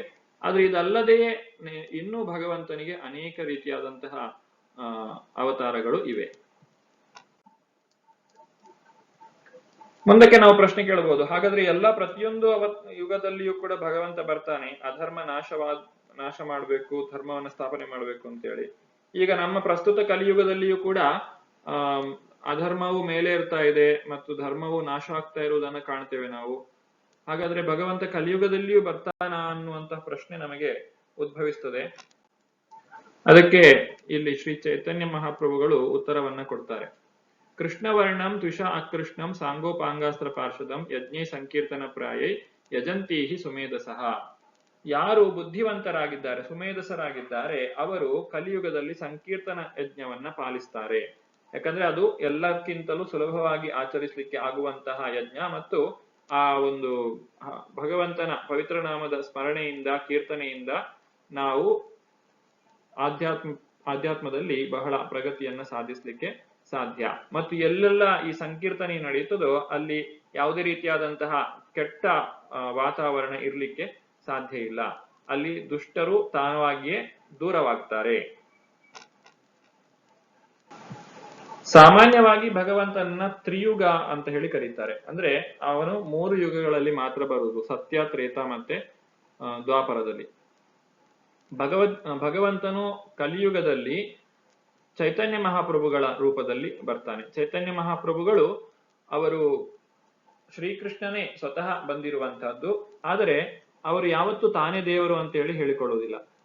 ಅವರು ಬಂದಿರುವಂತಹ ಒಂದು ಉದ್ದೇಶ ಏನಿದೆ ಅದು ಆ ಭಕ್ತನು ತನ್ನ ಭಕ್ತಿಯಲ್ಲಿ, ಅಂದ್ರೆ ಭಗವಂತನ ಕುರಿತಾದ ಭಕ್ತಿಯಲ್ಲಿ ಎಷ್ಟು ಆನಂದವನ್ನು ಸವಿತಾ ಇದ್ದಾನೆ ಅನ್ನೋದನ್ನ ತಿಳಿದುಕೊಳ್ಳಿಕ್ಕೋಸ್ಕರ ಅವರು ಈ ಒಂದು ಅವತಾರವನ್ನು ಎತ್ತಿದ್ದಾರೆ. ಅದರ ಜೊತೆಗೆ ಅವರು ಈ ಒಂದು ಹರೇ ಕೃಷ್ಣ ಮಹಾಮಂತ್ರದ ಸಂಕೀರ್ತನೆಯನ್ನು ಕೂಡ ಜನರಿಗೆಲ್ಲ ತಲುಪಿಸಿದ್ದಾರೆ.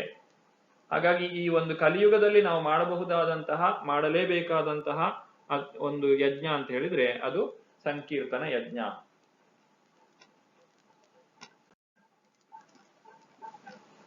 ಇಲ್ಲಿ ಚಿತ್ರದಲ್ಲಿ ನಾವು ಕಾಣಬಹುದು ಯಾತಕ್ಕೋಸ್ಕರ ಭಗವಂತನು ಅವತರಿಸ್ತಾನೆ ಅಂತ ಹೇಳಿ.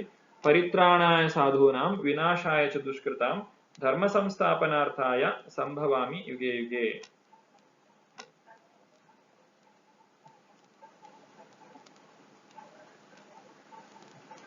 ಸಜ್ಜನರನ್ನು ರಕ್ಷಿಸುವುದಕ್ಕಾಗಿಯೂ ದುಷ್ಟರನ್ನು ನಾಶ ಮಾಡುವುದಕ್ಕಾಗಿಯೂ ಮತ್ತು ಧರ್ಮತತ್ವಗಳನ್ನು ಮತ್ತೆ ಸ್ಥಾಪಿಸುವುದಕ್ಕಾಗಿಯೂ ನಾನು ಪ್ರತಿಯುಗದಲ್ಲಿ ಅವತರಿಸುತ್ತೇನೆ. ಇದು ಭಗವಂತನೇ ಸ್ವತಃ ಹೇಳಿರುವಂತಹ ಮಾತು. ಸಾಧು ಅನ್ನುವ ಪದದ ಅರ್ಥ ಏನು? ಸಾಧು ಅಂತ ಹೇಳಿದ್ರೆ ಸಾಮಾನ್ಯವಾಗಿ ನಾವು ಸಮಾಜದಲ್ಲಿ ಸಾಧು ಅಂತ ಹೇಳಿದ್ರೆ ಯಾರಿಗೂ ಏನು ತೊಂದರೆ ಕೊಡದೆ ಸುಮ್ಮನೆ ಅವರಷ್ಟಕ್ಕೆ ಇರ್ತಾರೋ ಅಂತವರನ್ನ ಸಾಧು ಅಂತ ಹೇಳಿ ಕರೀತೇವೆ. ಆದ್ರೆ ಸಾಧು ಅನ್ನೋದರ ನಿಜವಾದ ಪದದ ಅರ್ಥ ಏನು ಅಂತ ಹೇಳಿದ್ರೆ, ಯಾರು ಗುರು, ಸಾಧು, ಶಾಸ್ತ್ರ 3 ಜನರ ಹೆಸರನ್ನ ಹೇಳ್ತಾರೆ. ಗುರು ಏನು ಹೇಳ್ತಾರೋ ಅದನ್ನೇ ಸಾಧುಗಳು ಅನುಸರಿಸ್ತಾರೆ, ಅಥವಾ ಆ ಒಂದು ಗುರುಗಳು ನೀಡುವಂತಹ ಎಲ್ಲ ಮಾರ್ಗದರ್ಶನವನ್ನು ಸರಿಯಾಗಿ ಪಾಲನೆ ಮಾಡುವವರು ಈ ಸಾಧುಗಳು ಅಥವಾ ಗುರು, ಸಾಧು, ಶಾಸ್ತ್ರ. ಗುರು ಏನು ಹೇಳ್ತಾರೋ ಅಥವಾ ಸಾಧುಗಳು ಏನು ಹೇಳ್ತಾರೋ ಮತ್ತು ಶಾಸ್ತ್ರದಲ್ಲಿ ಏನು ಹೇಳಿದೆಯೋ ಅದರಲ್ಲಿ ಯಾವುದೇ ವ್ಯತ್ಯಾಸವು ಇರುವುದಿಲ್ಲ. ಹಾಗಾಗಿ ಆ ಒಂದು ಜ್ಞಾನ ಏನಿದೆ, ಆ ಭಗವಂತನ ಕುರಿತಾದ ವಿಚಾರಗಳೇನಿದೆ ಅದನ್ನು ನಾವು ಗುರು, ಸಾಧು, ಶಾಸ್ತ್ರ ಈ ಮೂವರಿಂದಲೂ ಅದನ್ನ ಪಡಿಬಹುದು. ಒಂದು ವೇಳೆ ನಮಗೆ ಗುರುಗಳು ಹೇಳಿದ ಮಾತುಗಳಲ್ಲಿ ಏನಾದ್ರೂ ಗೊಂದಲ ಆದ್ರೆ ಅದನ್ನ ಸಾಧುಗಳಲ್ಲಿ ಕೇಳಿ ತಿಳಿದುಕೊಳ್ಳುವುದು, ಅಥವಾ ಸಾಧುಗಳಲ್ಲಿ ಹೇಳಿದ್ದು ನಮಗೆ ತಿಳಿಯದೆ ಹೋದ್ರೆ ಅದನ್ನ ಶಾಸ್ತ್ರದಲ್ಲಿ ಪರೀಕ್ಷೆ ಮಾಡಬಹುದು. ಹೀಗೆ ಗುರು ಸಾಧು ಶಾಸ್ತ್ರ ಈ ಮೂವರು ಯಾರಿದ್ದಾರೆ ಅವರಿಂದ ನಾವು ಸರಿಯಾದಂತಹ ಜ್ಞಾನವನ್ನ ಪಡೆಯಲಿಕ್ಕೆ ಸಾಧ್ಯವಾಗ್ತದೆ. ಶ್ರೀಕೃಷ್ಣನು ಅವತಾರವನ್ನ ತಾಳ್ತಾನೆ ಅಂತ ಹೇಳ್ತೇವೆ, ನಾವು ಹುಟ್ಟಿ ಬರುವುದು ಅಂತ ಹೇಳ್ತೇವೆ. ಅದು ಭಗವಂತನಿಗೂ ನಮಗೂ ಈ ವ್ಯತ್ಯಾಸ ಯಾಕೆ ಅನ್ನುವಂತಹ ಪ್ರಶ್ನೆ ನಮ್ಮಲ್ಲಿ ಮೂಡಬಹುದು.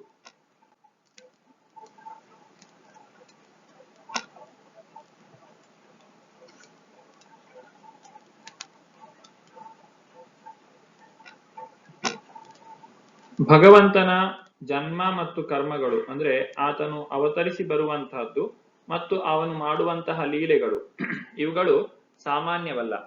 ಈ ಈ ಒಂದು ವಿಚಾರವನ್ನ ನಾವು ಭಗವಂತನ ವಿಚಾರವನ್ನ ನಾವು ಸರಿಯಾಗಿ ತಿಳಿದುಕೊಳ್ಳುವುದರಿಂದ ನಮಗೆ ಒಂದು ದೊಡ್ಡ ಪ್ರಯೋಜನ ಇದೆ. ಏನು ಅಂತ ಹೇಳಿದ್ರೆ, ಜನ್ಮ ಕರ್ಮ ಚ ಮೇ ದಿವ್ಯಂ ಏವಂ ಯೋ ವೇತ್ತಿ ತತ್ವತಃ ತ್ಯಕ್ತ್ವಾ ದೇಹಂ ಪುನರ್ಜನ್ಮ ನೈತಿ ಮಾಮೇತಿ ಸೋರ್ಜುನ. ಅರ್ಜುನನೇ, ಯಾರು ಹೀಗೆ ನನ್ನ ಹುಟ್ಟಿನ ಮತ್ತು ಕರ್ಮಗಳ ದಿವ್ಯ ಸ್ವರೂಪವನ್ನು ಯಥಾರ್ಥವಾಗಿ ತಿಳಿದುಕೊಳ್ಳುವರೋ ಅವರು ದೇಹತ್ಯಾಗ ಮಾಡಿದ ನಂತರ ಮತ್ತೆ ಈ ಐಹಿಕ ಜಗತ್ತಿನಲ್ಲಿ ಹುಟ್ಟುವುದಿಲ್ಲ. ಅವರು ನನ್ನ ನಿತ್ಯ ನಿವಾಸಕ್ಕೆ ಬರುತ್ತಾರೆ. ಭಗವಂತನ ಆ ಒಂದು ಜನ್ಮ ಮತ್ತೆ ಕರ್ಮ, ಭಗವಂತನು ಹುಟ್ಟು ಮತ್ತು ಆತನು ಮಾಡುವ ದಿವ್ಯ ಲೀಲೆಗಳು, ಇವುಗಳನ್ನ ಯಾರು ಸರಿಯಾಗಿ ಅರ್ಥ ಮಾಡಿಕೊಳ್ತಾರೆ. ಸರಿಯಾಗಿ ಅರ್ಥ ಮಾಡ್ಕೊಳ್ಳೋದು ಎಂದ್ರೆ ಏನು, ಭಗವಂತ ಕೂಡ ನನ್ನ ಹಾಗೆ ಅಂತ ಹೇಳಿ ಅರ್ಥ ಮಾಡ್ಕೊಂಡ್ರೆ ಅದು ಸರಿಯಾದ ಅರ್ಥ ಅಲ್ಲ. ನಾನು ಭಗವಂತನಂತ ಹಾಗೆ ಇದ್ದೇನೆ ಅಂತ ಅರ್ಥ ಮಾಡ್ಕೊಂಡ್ರೆ ಅದು ಸರಿಯಾದದ್ದಲ್ಲ. ಸರಿಯಾದದ್ದು ಯಾವುದು, ಭಗವಂತನ ಆ ಒಂದು ಅವತಾರ ಏನಿದೆ ಅದು ನನ್ನ ಜನ್ಮಕ್ಕಿಂತ ಪ್ರತ್ಯೇಕವಾಗಿದೆ. ನಾನು ಜನ್ಮ ತೆಗೆದುಕೊಳ್ಳುವಂಥದ್ದು, ಭಗವಂತನು ಅವತಾರ ಎತ್ತುವುದು ಒಂದೇ ಸಮಾನವಾಗಿ ಇಲ್ಲ ಅನ್ನೋದನ್ನ ಅರ್ಥ ಮಾಡಿಕೊಳ್ಬೇಕು. ಇದನ್ನ ಭಗವಂತನ ಲೀಲೆಗಳನ್ನ ತಿಳಿದುಕೊಳ್ಳುವ ಮೂಲಕ ನಾವು ಅರ್ಥ ಮಾಡಿಕೊಳ್ಳಿಕ್ಕೆ ಸಾಧ್ಯ. ಆ ಒಂದು ನೆಲೆಗೆ ಏರಿದಂತಹ ವ್ಯಕ್ತಿ, ಇದನ್ನ ಸರಿಯಾಗಿ ಅರ್ಥ ಮಾಡಿಕೊಂಡಂತಹ ವ್ಯಕ್ತಿ, ತ್ಯಕ್ತ್ವಾ ದೇಹಂ ಪುನರ್ಜನ್ಮನೈತಿ, ಅಂತಹ ವ್ಯಕ್ತಿಗಳು ಶರೀರ ತ್ಯಾಗ ಮಾಡಿದ ಮೇಲೆ ಅವರೂ ಸಹ ಪುನರ್ಜನ್ಮವನ್ನ ಪಡೆಯುವುದಿಲ್ಲ, ಅವರು ಭಗವಂತನ ಧಾಮಕ್ಕೆ ಹೋಗ್ತಾರೆ ಅನ್ನೋದನ್ನ ನಾವಿಲ್ಲಿ ಅರ್ಥ ಮಾಡಿಕೊಳ್ಳಬಹುದು. ಭಗವಂತನಿಗೂ ನಮಗೂ ಇರುವಂತಹ ವ್ಯತ್ಯಾಸ ಏನು? ಭಗವಂತನ ಶರೀರವು ಅದು ನೋಡ್ಲಿಕ್ಕೆ ನಮಗೆ ಯಾವುದೇ ವ್ಯತ್ಯಾಸ ಕಾಣದೇ ಇದ್ರೂ ಕೂಡ ಯಾರು ನಿಜವಾದ ಜ್ಞಾನಿಗಳಾಗಿದ್ದಾರೋ, ಯಾರು ಭಗವಂತನಲ್ಲಿ ಭಕ್ತಿಯನ್ನು ಇರಿಸಿದ್ದಾರೋ ಅವರು ಭಗವಂತನ ನಿಜವಾದ ಸ್ವರೂಪವನ್ನ ಅರ್ಥ ಮಾಡಿಕೊಳ್ಳಿಕ್ಕೆ ಸಾಧ್ಯ. ಭಗವಂತನ ರೂಪ ಆಧ್ಯಾತ್ಮಿಕವಾದದ್ದು, ನಮ್ಮದು ತಾತ್ಕಾಲಿಕ. ನಾವು ಯಾವ ರೂಪವನ್ನ ಈಗ ಹೊಂದಿದ್ದೇವೋ ಅದು ಮತ್ತೆ ಇನ್ನು ಕೆಲವು ವರ್ಷಗಳ ನಂತರ ಆ ರೂಪವು ಇರುವುದಿಲ್ಲ. ನಾವು ಬಾಲ್ಯದಲ್ಲಿ ಒಂದು ರೀತಿಯಾದ ರೂಪವನ್ನ ಹೊಂದಿರ್ತೇವೆ, ಯೌವನದಲ್ಲಿ ಒಂದು ರೀತಿಯಾದ ರೂಪ, ಮತ್ತೆ ಮುಪ್ಪಿನಲ್ಲಿ ಮತ್ತೊಂದು ರೂಪ, ಮತ್ತೆ ನಮ್ಮ ಶರೀರ ತ್ಯಾಗ ಮಾಡಿ ಇನ್ನೊಂದು ಶರೀರವನ್ನ ಪಡೆದಾಗ ನಮ್ಮ ರೂಪವು ಬಹಳಷ್ಟು ವ್ಯತ್ಯಾಸವನ್ನ ಹೊಂದಿರ್ತದೆ. ಹೀಗೆ ನಮ್ಮ ರೂಪ ಏನಿದೆ ಅದು ತಾತ್ಕಾಲಿಕವಾದಂಥದ್ದು. ನಾವು ಯಾವಾಗಲೂ ಮಾಯೆಯಿಂದ ನಿಯಂತ್ರಿಸಲ್ಪಡ್ತೇವೆ. ಆ ಮೂರು ಗುಣಗಳು ಯಾವಾಗಲೂ ನಮ್ಮ ಮೇಲೆ ಆಕ್ರಮಣವನ್ನ ಮಾಡ್ತಾ ಇರ್ತದೆ, ಅಥವಾ ನಮ್ಮನ್ನು ಯಾವಾಗಲೂ ಅದು ನಿಯಂತ್ರಣ ಮಾಡ್ತಾ ಇರ್ತದೆ. ಆದರೆ ಭಗವಂತ ಆ ಮೂರು ಗುಣಗಳಿಗಿಂತಲೂ ಅತೀತನಾಗಿದ್ದಾನೆ. ಆ ಮೂರು ಗುಣಗಳು ಭಗವಂತನಿಗೆ ಏನು ಮಾಡ್ಲಿಕ್ಕೆ ಸಾಧ್ಯ ಇಲ್ಲ. ಉದಾಹರಣೆಗೆ, ಈಗ ನಾವು ಸತ್ವಗುಣದಲ್ಲಿದ್ದಾಗ ನಮ್ಮ ವರ್ತನೆ ಒಂದು ರೀತಿಯಾಗಿರ್ತದೆ, ರಜೋಗುಣದಲ್ಲಿದ್ದಾಗ ನಮ್ಮ ವರ್ತನೆ ಇನ್ನೊಂದು ರೀತಿ ಇರ್ತದೆ, ತಮೋಗುಣದಲ್ಲಿದ್ದಾಗ ನಮ್ಮ ವರ್ತನೆ ಇನ್ನೊಂದು ರೀತಿಯಲ್ಲಿರ್ತದೆ. ಅಂದ್ರೆ ನಮ್ಮ ವರ್ತನೆ ಯಾವ ರೀತಿಯಾಗಿರ್ಬೇಕು ಅನ್ನೋದನ್ನ ಗುಣವು ನಿರ್ಧಾರ ಮಾಡ್ತಾ ಇದೆ. ಆದ್ರೆ ಭಗವಂತನಲ್ಲಿ ಹಾಗೆ ಅಲ್ಲ. ಭಗವಂತ ತಾನು ಏನು ಮಾಡಬೇಕು ಅನ್ನೋದನ್ನ ಅವನೇ ನಿರ್ಧಾರ ಮಾಡ್ತಾನೆ, ಅವನ ಗುಣಗಳಿಂದ ಅದು ನಿರ್ಧರಿತವಾಗುವಂತಹದ್ದಲ್ಲ. ಭಗವಂತನ ಆವಿರ್ಭಾವ ಮತ್ತು ಆತನ ಕರ್ಮಗಳನ್ನ ಸರಿಯಾಗಿ ಯಾರು ಅರ್ಥ ಮಾಡಿಕೊಳ್ತಾರೋ ಅವರು ಈ ಒಂದು ಭೌತಿಕ ಪ್ರಪಂಚಕ್ಕೆ ಮತ್ತೆ ಹಿಂದಿರುಗಿ ಬರುವುದಿಲ್ಲ. ವೀತರಾಗ ಭಯ ಕ್ರೋಧ ಮನ್ಮಯ ಮಾಮುಪಾಶ್ರಿತ ಬಹವೋ ಜ್ಞಾನ ತಪಸಾ ಭೂತ ಮದ್ಭಾವಮಾಗತ. ಭಯ ರಾಗ ಕ್ರೋಧಗಳನ್ನು ತ್ಯಜಿಸಿ ಅನೇಕರು ಸಂಪೂರ್ಣವಾಗಿ ನನ್ನಲ್ಲಿಯೇ ಮನಸ್ಸುಳ್ಳವರಾಗಿ ನನ್ನಲ್ಲಿ ಆಶ್ರಯವನ್ನು ಪಡೆದಿದ್ದಾರೆ, ನನ್ನ ಜ್ಞಾನದಿಂದ ಪರಿಶುದ್ಧರಾಗಿದ್ದಾರೆ. ಹೀಗೆ ಅವರು ನನ್ನಲ್ಲಿ ದಿವ್ಯ ಪ್ರೇಮವನ್ನು ಪಡೆದಿದ್ದಾರೆ. ಈ ಒಂದು ಉದ್ದೇಶಕ್ಕಾಗಿಯೇ ಭಗವಂತನು ಈ ಭಗವದ್ಗೀತೆಯಲ್ಲಿ ತನ್ನ ಕುರಿತಾದಂತಹ ಈ ಜನ್ಮ ಮತ್ತೆ ಕರ್ಮಗಳ ವಿಷಯವನ್ನ ತಿಳಿಸ್ತಾ ಇರುವಂತಹದ್ದು. ಯಾರು ಇದನ್ನ ಸರಿಯಾಗಿ ಅರ್ಥ ಮಾಡಿಕೊಳ್ತಾರೆ ಗುರು ಶಿಷ್ಯ ಪರಂಪರೆಯಲ್ಲಿ, ಅವರು ಭಗವಂತನ ಜ್ಞಾನವನ್ನ ಪಡೆದು ಆ ದಿವ್ಯ ಪ್ರೇಮವನ್ನ ಹೊಂದಿ ಭಗವಂತನ ಧಾಮಕ್ಕೆ ಹೋಗುತ್ತಾರೆ. ನಾವು ಭಗವಂತನ ಕುರಿತಾಗಿ ತಿಳಿದುಕೊಂಡಾಗ ಆ ಭಗವಂತನ ಮಹಿಮೆಯ ಅರಿವು ನಮಗಾಗ್ತದೆ. ಭಗವಂತನ ಮಹಿಮೆ ಅನ್ನುವಂಥದ್ದು ಅದು ಅಪಾರವಾದದ್ದು. ಯಾವಾಗ ಅದನ್ನು ನಾವು ತಿಳಿಯುತ್ತೇವೋ ಆಗ ನಾವು ಸಹಜವಾಗಿಯೇ ಭಗವಂತನಿಗೆ ಶರಣಾಗುತ್ತೇವೆ. ನಾವು ಯಾವ ಮಟ್ಟಿಗೆ ಭಗವಂತನಿಗೆ ಶರಣಾಗ್ತೇವೋ ಅಷ್ಟರ ಮಟ್ಟಿಗೆ ಭಗವಂತನು ಕೂಡ ನಮಗೆ ಅನುಗ್ರಹಿಸುತ್ತಾನೆ.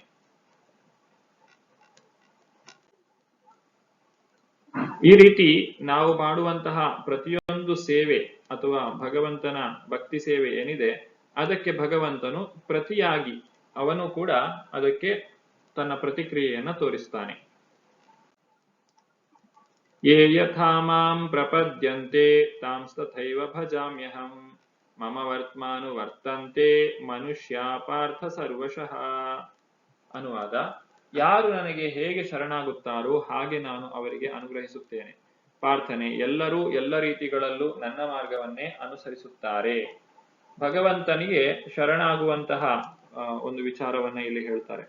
ನಾವು ಭಗವಂತನಿಗೆ ಶರಣಾದರೆ ಭಗವಂತ ನಮ್ಮನ್ನ ತನ್ನ ಧಾಮಕ್ಕೆ ಕರೆದುಕೊಂಡು ಹೋಗ್ತಾನೆ. ಸಾಮಾನ್ಯವಾಗಿ ಜೀವಿಗಳಿಗೆ ಬೇಕಾದಂತಹ ಆಹಾರ ವಸ್ತುಗಳು ಮತ್ತು ಅವರಿಗೆ ಏನು ಮೂಲಭೂತ ವಿಚಾರಗಳು ಬೇಕೋ ಅವುಗಳನ್ನ ಭಗವಂತ ಎಲ್ಲರಿಗೂ ಕೊಡ್ತಾನೆ. ಮನುಷ್ಯರಿಗೂ, ಪ್ರಾಣಿಗಳಿಗೂ, ಎಲ್ಲ ಜೀವಿಗಳಿಗೂ ಕೊಡ್ತಾನೆ. ಆದ್ರೆ ಮನುಷ್ಯ ಜನ್ಮದಲ್ಲಿ ನಮಗೆ ಭಗವಂತನನ್ನ ಅರ್ಥ ಮಾಡಿಕೊಳ್ಳುವಂತಹ ಶಕ್ತಿ ಇರುವ ಕಾರಣದಿಂದಾಗಿ ಭಗವಂತನನ್ನ ನಾವು ಅರ್ಥ ಮಾಡಿಕೊಳ್ಳಿಕ್ಕೆ ಪ್ರಯತ್ನಿಸುವುದರಿಂದ ಆ ಭಗವಂತ ಅಂತಹ ವ್ಯಕ್ತಿಗಳಿಗೆ, ಅಂದ್ರೆ ಭಗವಂತನ ಭಕ್ತಿಯನ್ನ ಮಾಡುವಂತಹ ವ್ಯಕ್ತಿಗಳಿಗೆ ಒಂದು ವಿಶೇಷವಾದಂತಹ ಅನುಗ್ರಹವನ್ನ ತೋರ್ತಾನೆ. ಭಗವಂತನ ದಿವ್ಯವಾದಂತಹ ಜನ್ಮ ಮತ್ತೆ ಲೀಲೆಗಳನ್ನ ತಿಳಿದುಕೊಳ್ಳುವುದರಿಂದ ನಾವು ಭಗವಂತನ ಧಾಮಕ್ಕೆ ಹೋಗ್ತೇವೆ ಅನ್ನುವುದು ತಿಳಿದರೂ ಸಹ ಜನರಿಗೆ ಭಗವಂತನ ಭಕ್ತಿ ಮಾಡಲಿಕ್ಕೆ ಸಾಧ್ಯವಾಗದೇ ಹೋಗಬಹುದು. ಆ ಕಾರಣಕ್ಕಾಗಿಯೇ ಭಗವಂತನು ಒಂದು ಸಮಾಜ ವ್ಯವಸ್ಥೆಯನ್ನ ನಿರ್ಮಿಸಿದ್ದಾನೆ. ಆ ಸಮಾಜ ವ್ಯವಸ್ಥೆಯಲ್ಲಿ ಒಬ್ಬ ವ್ಯಕ್ತಿ ತಾನು ಸತ್ವ, ರಜಸ್ಸು ಅಥವಾ ತಮೋಗುಣಗಳಲ್ಲಿ ಯಾವ ಹಂತದಲ್ಲಿಯೇ ಇದ್ದರೂ ತನ್ನನ್ನು ಆ ಹಂತದಿಂದಲೇ ಉದ್ಧಾರ ಮಾಡಿಕೊಂಡು ಒಂದು ದಿನ ಭಗವಂತನ ನೇರವಾದಂತಹ ಸೇವೆಗೆ, ಭಗವಂತನ ಆ ಒಂದು ದಿವ್ಯ ಧಾಮಕ್ಕೆ ಹೋಗ್ಲಿಕ್ಕೆ ಸಾಧ್ಯವಾಗ್ತದೆ. ಇದನ್ನೇ ವರ್ಣಾಶ್ರಮ ಪದ್ಧತಿ ಅಂತ ಹೇಳಿ ಕರೀತಾರೆ. ಇದು ನಂತರ ಜಾತಿ ಪದ್ಧತಿಯಾಗಿ ಬದಲಾಗ್ತದೆ. ಆದ್ರೆ ಮುಖ್ಯವಾಗಿ ಇದನ್ನ ವರ್ಣಾಶ್ರಮ ಪದ್ಧತಿ ಅಂತ ಹೇಳಿ ಕರೀತಾರೆ. ವರ್ಣ ಮತ್ತು ಆಶ್ರಮ, 4 ವರ್ಣಗಳು, 4 ಆಶ್ರಮ. ಬ್ರಹ್ಮಚಾರಿ, ಗೃಹಸ್ಥ, ವಾನಪ್ರಸ್ಥ ಮತ್ತು ಸನ್ಯಾಸಿ ಅನ್ನುವಂತ 4 ಆಶ್ರಮಗಳು ಮತ್ತು ಬ್ರಾಹ್ಮಣ, ಕ್ಷತ್ರಿಯ, ವೈಶ್ಯ ಮತ್ತು ಶೂದ್ರ ಅನ್ನುವಂತಹ 4 ವರ್ಣಗಳನ್ನ ಭಗವಂತನೇ ಸ್ವತಃ ರಚಿಸಿದ್ದಾನೆ. ಅದನ್ನು ನಾವು ಇಲ್ಲಿ ಕಾಣಬಹುದು. ಚಾತುರ್ವರ್ಣ್ಯಂ ಮಯಾ ಸೃಷ್ಟಂ ಗುಣಕರ್ಮ ವಿಭಾಗಶಃ ತಸ್ಯ ಕರ್ತಾರಮಪಿ ಮಾಂ ವಿದ್ಧಿ ಅಕರ್ತಾರಂ ಅವ್ಯಯಂ. ಐಹಿಕ ನಿಸರ್ಗದ ಗುಣತ್ರಯಗಳಿಗೆ ಅನುಗುಣವಾಗಿ ಮತ್ತು ಅವುಗಳ ಕರ್ಮಗಳಿಗನುಸಾರವಾಗಿ ಮನುಷ್ಯ ಸಮಾಜದ 4 ವರ್ಣಗಳನ್ನು ನಾನು ಸೃಷ್ಟಿಸಿದೆ. ಈ ವ್ಯವಸ್ಥೆಯನ್ನು ನಾನು ಸೃಷ್ಟಿಸಿದ್ದರೂ ನಾನು ಬದಲಾವಣೆ ಇಲ್ಲದವನು, ಅವ್ಯಯನು. ಆದ್ದರಿಂದ ನಾನು ಕರ್ತಾರನಲ್ಲ ಎಂದು ತಿಳಿ. ಇಲ್ಲಿ ಭಗವಂತ ಏನು ಹೇಳ್ತಾ ಇದ್ದಾನೆ? ಚಾತುರ್ವರ್ಣ್ಯವನ್ನ ಸೃಷ್ಟಿ ಮಾಡಿದ್ದು ನಾನೇ, ಆದ್ರೂ ಕೂಡ ನಾನು ಮಾಡಿದ್ದು ಅಂತ ಹೇಳಿ ನೀನು ತಿಳಿಯಬೇಡ. ನಾನು ಇದರ ಕರ್ತಾರನಲ್ಲ. ಯಾಕಂದ್ರೆ ಇದನ್ನ ಭಗವಂತ ಸೃಷ್ಟಿ ಮಾಡಿರುವುದು ನಮ್ಮ ಒಳಿತಿಗೋಸ್ಕರ. ನಾವು ಈ ಒಂದು ವರ್ಣಾಶ್ರಮದಲ್ಲಿ ಸರಿಯಾಗಿ ಕೆಲಸ ಮಾಡಿ ನಮ್ಮ ಕರ್ತವ್ಯವನ್ನ ಮಾಡುವುದರ ಮೂಲಕ ನಾವು ಒಂದು ದಿನ ಭಗವಂತನ ಧಾಮಕ್ಕೆ ಹೋಗ್ಲಿಕ್ಕೆ ಸಾಧ್ಯವಾಗುತ್ತದೆ. ಈ ಒಂದು ಕಾರ್ಯದಲ್ಲಿ, ಈ ಚಾತುರ್ವರ್ಣ್ಯವನ್ನ ಸೃಷ್ಟಿ ಮಾಡಿದ್ರಲ್ಲಿ ಭಗವಂತನ ಯಾವುದೇ ಒಂದು ಸ್ವಾರ್ಥ ಇಲ್ಲ, ಅಥವಾ ಭಗವಂತನಿಗೆ ಇದರಿಂದ ಆಗಬೇಕಾದದ್ದು ಏನೂ ಇಲ್ಲ. ಯಾವ ವ್ಯಕ್ತಿ ಯಾವುದೇ ಒಂದು ಪ್ರತಿಫಲದ ಅಪೇಕ್ಷೆ ಇಲ್ಲದೆ ಕಾರ್ಯವನ್ನ ಮಾಡ್ತಾನೋ ಆತನಿಗೆ ಆ ಕರ್ಮ ಫಲದ ಬಂಧನ ಇರುವುದಿಲ್ಲ. ಅದೇ ರೀತಿ ಭಗವಂತನೂ ಸಹ ಈ ಒಂದು ಕಾರ್ಯವನ್ನ, ಅಂದ್ರೆ ಚಾತುರ್ವರ್ಣ್ಯದ ಸೃಷ್ಟಿಯನ್ನ ಯಾವುದೇ ಒಂದು ಸ್ವಾರ್ಥವಿಲ್ಲದೆ ಅಥವಾ ತನಗೆ ಲಾಭ ಆಗಬೇಕು ಅನ್ನುವಂತಹ ಉದ್ದೇಶವಿಲ್ಲದೆ ಕೇವಲ ಪತಿತ ಜೀವಾತ್ಮರನ್ನ ಉದ್ಧಾರ ಮಾಡುವ ಒಂದು ಉದ್ದೇಶದಿಂದ ಮಾತ್ರ ಮಾಡಿರುವ ಕಾರಣ ಆ ಭಗವಂತನಿಗೆ ಈ ಒಂದು ಕರ್ಮಗಳು ಅಂಟಿಕೊಳ್ಳುವುದಿಲ್ಲ. ಅಥವಾ ಇದನ್ನ ಮಾಡಿದಂತಹ ವಿಚಾರ, ಅಂದ್ರೆ ಭಗವಂತನೇ ಸ್ವತಃ ಮಾಡಿದ್ರು ಇದನ್ನ ಭಗವಂತ ಮಾಡಿದ ಅಂತ ಹೇಳಲಿಕ್ಕೆ ಸಾಧ್ಯ ಇಲ್ಲ. ಆ ಒಂದು ವರ್ಣಾಶ್ರಮ ಪದ್ಧತಿಯ ಕುರಿತಾಗಿ ನಾವು ಈಗ ಮುಂದಕ್ಕೆ ನೋಡ್ಲಿಕ್ಕಿದ್ದೇವೆ. ವರ್ಣಾಶ್ರಮ ಅಂತ ಹೇಳಿದ್ರೆ ಯಾತಕ್ಕೋಸ್ಕರ ಇದೆ ಮತ್ತು ಭಗವಂತನೇ ಸ್ವತಃ ಸೃಷ್ಟಿ ಮಾಡಿರುವ ಕಾರಣ ಇದು ಪ್ರಪಂಚದ ಎಲ್ಲಾ ಕಡೆ ಇದೆ ಅನ್ನೋದನ್ನ ನಾವು ಅರ್ಥ ಮಾಡಿಕೊಳ್ಬಹುದು. ಇಲ್ಲಿ ಬ್ರಾಹ್ಮಣ ಅಂತ ಹೇಳಿದ್ರೆ ಯಾವ ವ್ಯಕ್ತಿ ಸಮಾಜಕ್ಕೆ ಮಾರ್ಗದರ್ಶನ ನೀಡ್ತಾನೋ ಆತನು ಬ್ರಾಹ್ಮಣ. ಯಾವ ವ್ಯಕ್ತಿ ಜನರಿಗೆ ಆಗುವಂತಹ ತೊಂದರೆಗಳನ್ನ ನಿವಾರಣೆ ಮಾಡ್ತಾನೋ ಅಥವಾ ರಕ್ಷಣೆ ಕೊಡ್ತಾನೋ ಜನರಿಗೆ, ಅಂತವರನ್ನ ಕ್ಷತ್ರಿಯರು ಅಂತ ಹೇಳಿ ಕರೀತೇವೆ. ಹಾಗೆ ವೈಶ್ಯರು ವ್ಯಾಪಾರವನ್ನ ಮಾಡಿ ಆರ್ಥಿಕ ಅಭಿವೃದ್ಧಿಗೆ ಸಹಾಯ ಮಾಡ್ತಾರೆ, ಮತ್ತು ಶೂದ್ರರು ಎಲ್ಲ ಜನರ ಅಂದ್ರೆ ಬೇರೆ ಬ್ರಾಹ್ಮಣ ಕ್ಷತ್ರಿಯ ವೈಶ್ಯರ ಒಂದು ಸೇವೆಯನ್ನ ಮಾಡುವ ಮೂಲಕ ಅವರು ತಮ್ಮ ಜೀವನದಲ್ಲಿ ಪ್ರಗತಿಯನ್ನ ಸಾಧಿಸ್ತಾರೆ. ಈ 4 ವರ್ಗದ ಜನರು ಪ್ರತಿಯೊಂದು ದೇಶದಲ್ಲಿಯೂ ಪ್ರತಿಯೊಂದು ಕಾಲದಲ್ಲಿಯೂ ಇದ್ದೇ ಇರ್ತಾರೆ. ಎಲ್ಲಿ ವರ್ಣಾಶ್ರಮ ವ್ಯವಸ್ಥೆ ಇರುವುದಿಲ್ವೋ ಅಲ್ಲಿ ಜನರು ಪ್ರಾಣಿಗಳಂತೆ ಜೀವಿಸಬೇಕಾಗ್ತದೆ. ನಾವೀಗ ಯಾವುದಾದ್ರೂ ಒಂದು ದೇಶದಲ್ಲಿ ಸರಿಯಾದಂತಹ ಮಾರ್ಗದರ್ಶಕರಿಲ್ಲ, ಮಂತ್ರಿಗಳಿಲ್ಲ, ಅಥವಾ ಸರಿಯಾದಂತಹ ರಕ್ಷಣೆ ಇಲ್ಲ ಜನರಿಗೆ, ಅಲ್ಲಿ ಮಕ್ಕಳಿಗೆ ವಿದ್ಯಾಭ್ಯಾಸ ಇಲ್ಲ, ಈ ರೀತಿಯಾದಂತಹ ಒಂದು ವ್ಯವಸ್ಥೆಯನ್ನ ನಾವು ನೋಡಿದ್ರೆ ಆ ದೇಶ ಸಂಪೂರ್ಣವಾಗಿ ನಾಶವಾಗುತ್ತದೆ. ಆದ್ದರಿಂದ ಯಾವುದೇ ಒಂದು ನಾಗರಿಕ ಸಮಾಜ ಸರಿಯಾಗಿ ಬೆಳೆಯಬೇಕು, ಸರಿಯಾಗಿ ಇರಬೇಕು ಅಂತ ಹೇಳಿದ್ರೆ ಈ 4 ರೀತಿಯ ವರ್ಣಗಳು ಮತ್ತು ಆಶ್ರಮಗಳು ಇರಲೇಬೇಕು. ಇಲ್ಲ ಅಂತ ಹೇಳಿದ್ರೆ ಸಮಾಜವು ನಡೀಲಿಕ್ಕೆ ಸಾಧ್ಯ ಆಗುದಿಲ್ಲ.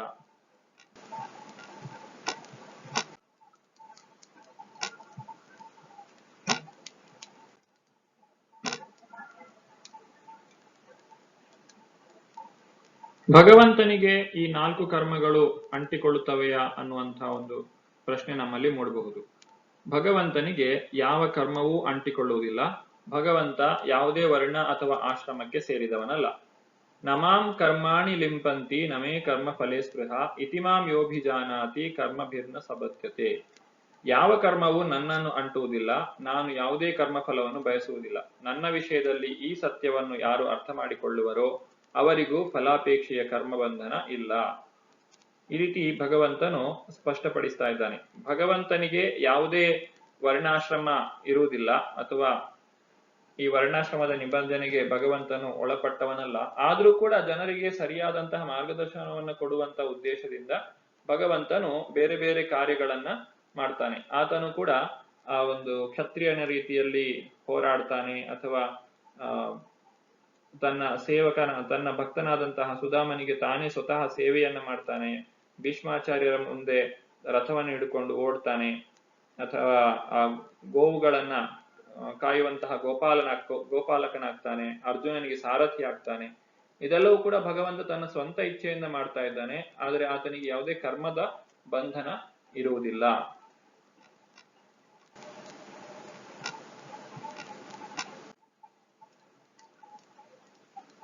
ಕರ್ಮಣೋ ಹಿ ಅಪಿ ಬೋದ್ಧವ್ಯಂ ಬೋದ್ಧವ್ಯಂ ಚ ವಿಕರ್ಮಣಃ ಅಕರ್ಮಣಾತ್ ಚ ಬೋದ್ಧವ್ಯಂ ಗಹನಾ ಕರ್ಮಣೋ ಗತಿ.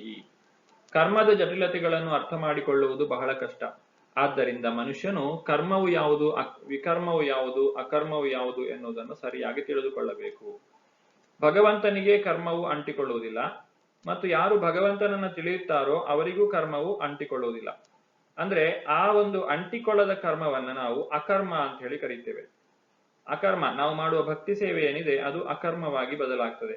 ಆದ್ರೆ ಯಾರು ಕರ್ಮವನ್ನ ಮಾಡ್ತಾರೆ, ಅಂದ್ರೆ ತಮ್ಮ ಸ್ವಂತ ಲಾಭಕ್ಕೋಸ್ಕರ ಕೆಲಸ ಮಾಡ್ತಾರೆ, ಅಂತಹವರು ಕರ್ಮಬಂಧನಕ್ಕೆ ಒಳಗಾಗ್ತಾರೆ, ಅಥವಾ ಅದನ್ನ ಕರ್ಮ ಅಂತ ಹೇಳಿ ಕರೀತಾರೆ.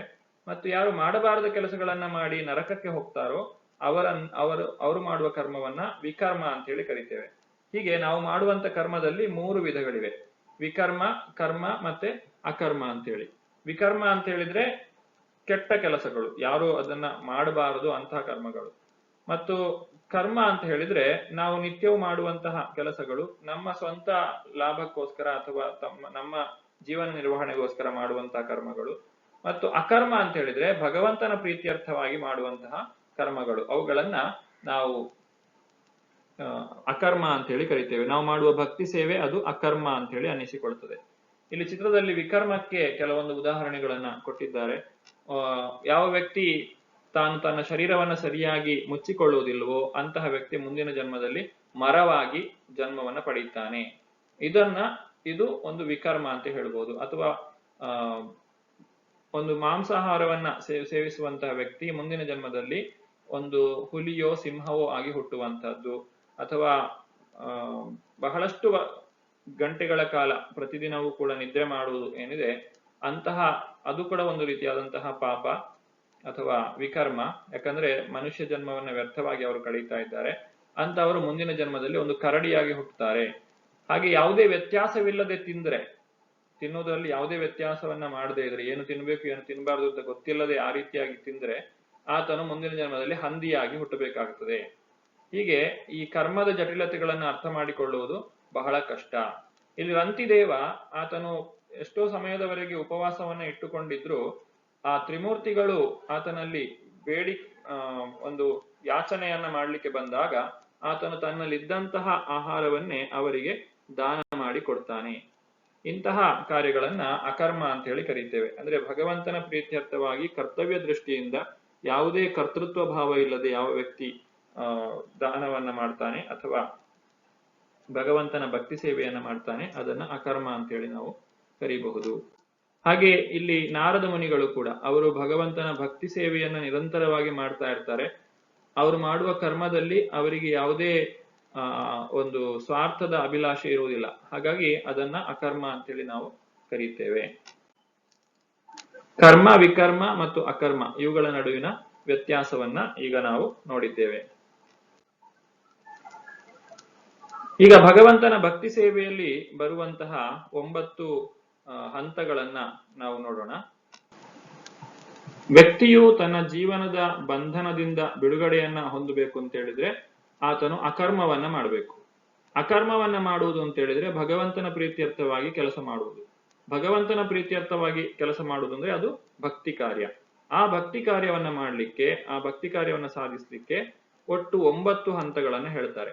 ಶ್ರದ್ಧಾ, ಸಾಧುಸಂಗ, ಭಜನ ಕ್ರಿಯಾ, ಅನರ್ಥ ನಿವೃತ್ತಿ, ನಿಷ್ಠಾ, ಆಸಕ್ತಿ, ನಿಷ್ಠಾ, ರುಚಿ, ಆಸಕ್ತಿ, ಭಾವ ಮತ್ತು ಪ್ರೇಮ. ಇವೇ ಆ 9 ಹಂತಗಳು. ಮೊದಲನೇದಾಗಿ ವ್ಯಕ್ತಿಗೆ ಸ್ವಲ್ಪ ಶ್ರದ್ಧೆ ಇರಬೇಕು. ತಾನು ಭಕ್ತಿಯನ್ನ ಮಾಡಿದ್ರೆ, ಭಗವಂತನನ್ನ ಪ್ರೀತಿಸಿದ್ರೆ ತನ್ನ ಜೀವನ ಉದ್ಧಾರ ಆಗ್ತದೆ ಅನ್ನುವಂತಹ ಒಂದು ನಂಬಿಕೆ ಆತನಲ್ಲಿ ಇರಬೇಕು.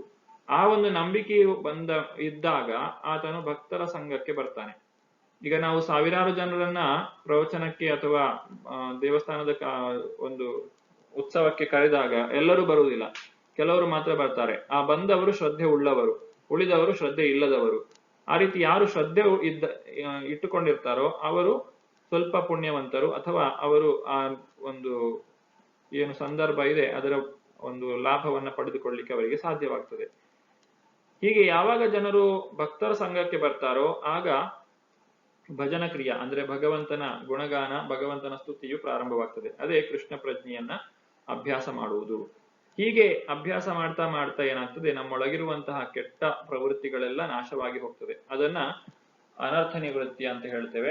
ಈ ಅನರ್ಥ ನಿವೃತ್ತಿ ಅನ್ನುವಂಥದ್ದು ನಮ್ಮ ಜೀವನದಲ್ಲಿ ಬಹಳಷ್ಟು ಸಮಯವನ್ನು ತೆಗೆದುಕೊಳ್ಳುತ್ತದೆ. ಕೆಲವೊಮ್ಮೆ ಜನ್ಮಗಳೇ ಬೇಕಾಗ್ತದೆ ಎಲ್ಲ ಅನರ್ಥಗಳನ್ನ ನಿವೃತ್ತಿ ಮಾಡಿಕೊಳ್ಳಿಕ್ಕೆ. ಅನರ್ಥ ನಿವೃತ್ತಿ ಆದಂತ ವ್ಯಕ್ತಿ ತಾನು ಆಧ್ಯಾತ್ಮದಲ್ಲಿ ಇನ್ನಷ್ಟು ವೇಗವಾಗಿ ಪ್ರಗತಿಯನ್ನು ಸಾಧಿಸಲಿಕ್ಕೆ ಅರ್ಹನಾಗ್ತಾನೆ. ಆತನು ಭಗವಂತನ ಸೇವೆಯಲ್ಲಿ ನಿಷ್ಠನಾಗಿರ್ತಾನೆ ಮತ್ತು ಅವನಿಗೆ ತಾನು ಭಗವಂತನಿಗೆ ಸಲ್ಲಿಸುವಂತಹ ಸೇವೆಯಲ್ಲಿ ಒಂದು ರೀತಿಯ ಆನಂದ, ಆಧ್ಯಾತ್ಮಿಕ ಆನಂದವು ದೊರೆಯುತ್ತದೆ. ಅದನ್ನು ರುಚಿ ಅಂತ ಹೇಳಿ ಕರೀತೇವೆ. ಹೀಗೆ ಭಗವಂತನಲ್ಲಿ ಸಂಪೂರ್ಣವಾಗಿ ಆಸಕ್ತನಾದಂತಹ ವ್ಯಕ್ತಿ, ಆ ವ್ಯಕ್ತಿಯ ಹೃದಯದಲ್ಲಿ ಭಗವಂತನು ತಾನು ಬಂದು ನೆಲೆಸ್ತಾನೆ.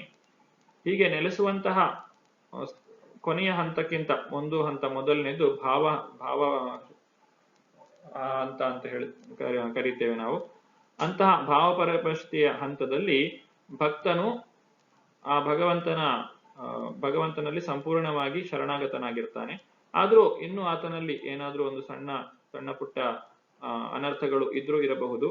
ಅವುಗಳೆಲ್ಲವನ್ನು ಸಂಪೂರ್ಣವಾಗಿ ತಾನು ಕಳೆದುಕೊಂಡಾಗ ಅವನು ಕೃಷ್ಣ ಪ್ರೇಮ ಅಥವಾ ಭಗವಂತನ ದಿವ್ಯ ಪ್ರೇಮದ ಸ್ಥಾನಕ್ಕೆ ಬರ್ತಾನೆ. ಭಕ್ತಿಯನ್ನ ಮಾಡುವಂತಹ ಪ್ರಕ್ರಿಯೆಯನ್ನ ನಾವು ಸರಿಯಾಗಿ ಅರ್ಥ ಮಾಡಿಕೊಳ್ಬೇಕು ಅಂತ ಹೇಳಿದ್ರೆ ಒಬ್ಬ ನಿಜವಾದಂತಹ ಗುರುವನ್ನ ಆಶ್ರಯಿಸುವುದು ಬಹಳ ಮುಖ್ಯ. ಆದ್ರೆ ಹೇಗೆ ಅಂತಹ ಗುರುಗಳನ್ನ ನಾವು ಕಾಣಬಹುದು, ಅದನ್ನು ಕೂಡ ಸರಿಯಾದಂತಹ ಗುರುಗಳನ್ನ ಪಡೆಯುವಂತಹ ವಿಧಾನವನ್ನು ಕೂಡ ಆ ಭಗವಂತನು ನಮಗೆ ತಿಳಿಸಿಕೊಡ್ತಾನೆ. ತದ್ವಿಧಿ ಪ್ರಣಿಪಾತೇನ ಪರಿಪ್ರಶ್ನೇನ ಸೇವೆಯ ಉಪದೇಕ್ಷಂತಿ ತೇ ಜ್ಞಾನಂ ಜ್ಞಾನಿನಸ್ತತ್ವದರ್ಶಿನಃ. ಅನುವಾದ: ಗುರುವಿನ ಬಳಿಗೆ ಹೋಗಿ ಸತ್ಯವನ್ನು ತಿಳಿದುಕೊಳ್ಳಲು ಪ್ರಯತ್ನಿಸು. ನಮ್ರನಾಗಿ ಅವರಿಗೆ ಪ್ರಶ್ನೆ ಮಾಡು ಮತ್ತು ಅವರಿಗೆ ಸೇವೆ ಮಾಡು. ಆತ್ಮ ಸಾಕ್ಷಾತ್ಕಾರ ಪಡೆದ ವ್ಯಕ್ತಿಗಳು ಸತ್ಯವನ್ನು ಕಂಡಿದ್ದಾರೆ, ಆದುದರಿಂದ ಅವರು ನಿನಗೆ ಜ್ಞಾನೋಪದೇಶ ಮಾಡಬಲ್ಲರು.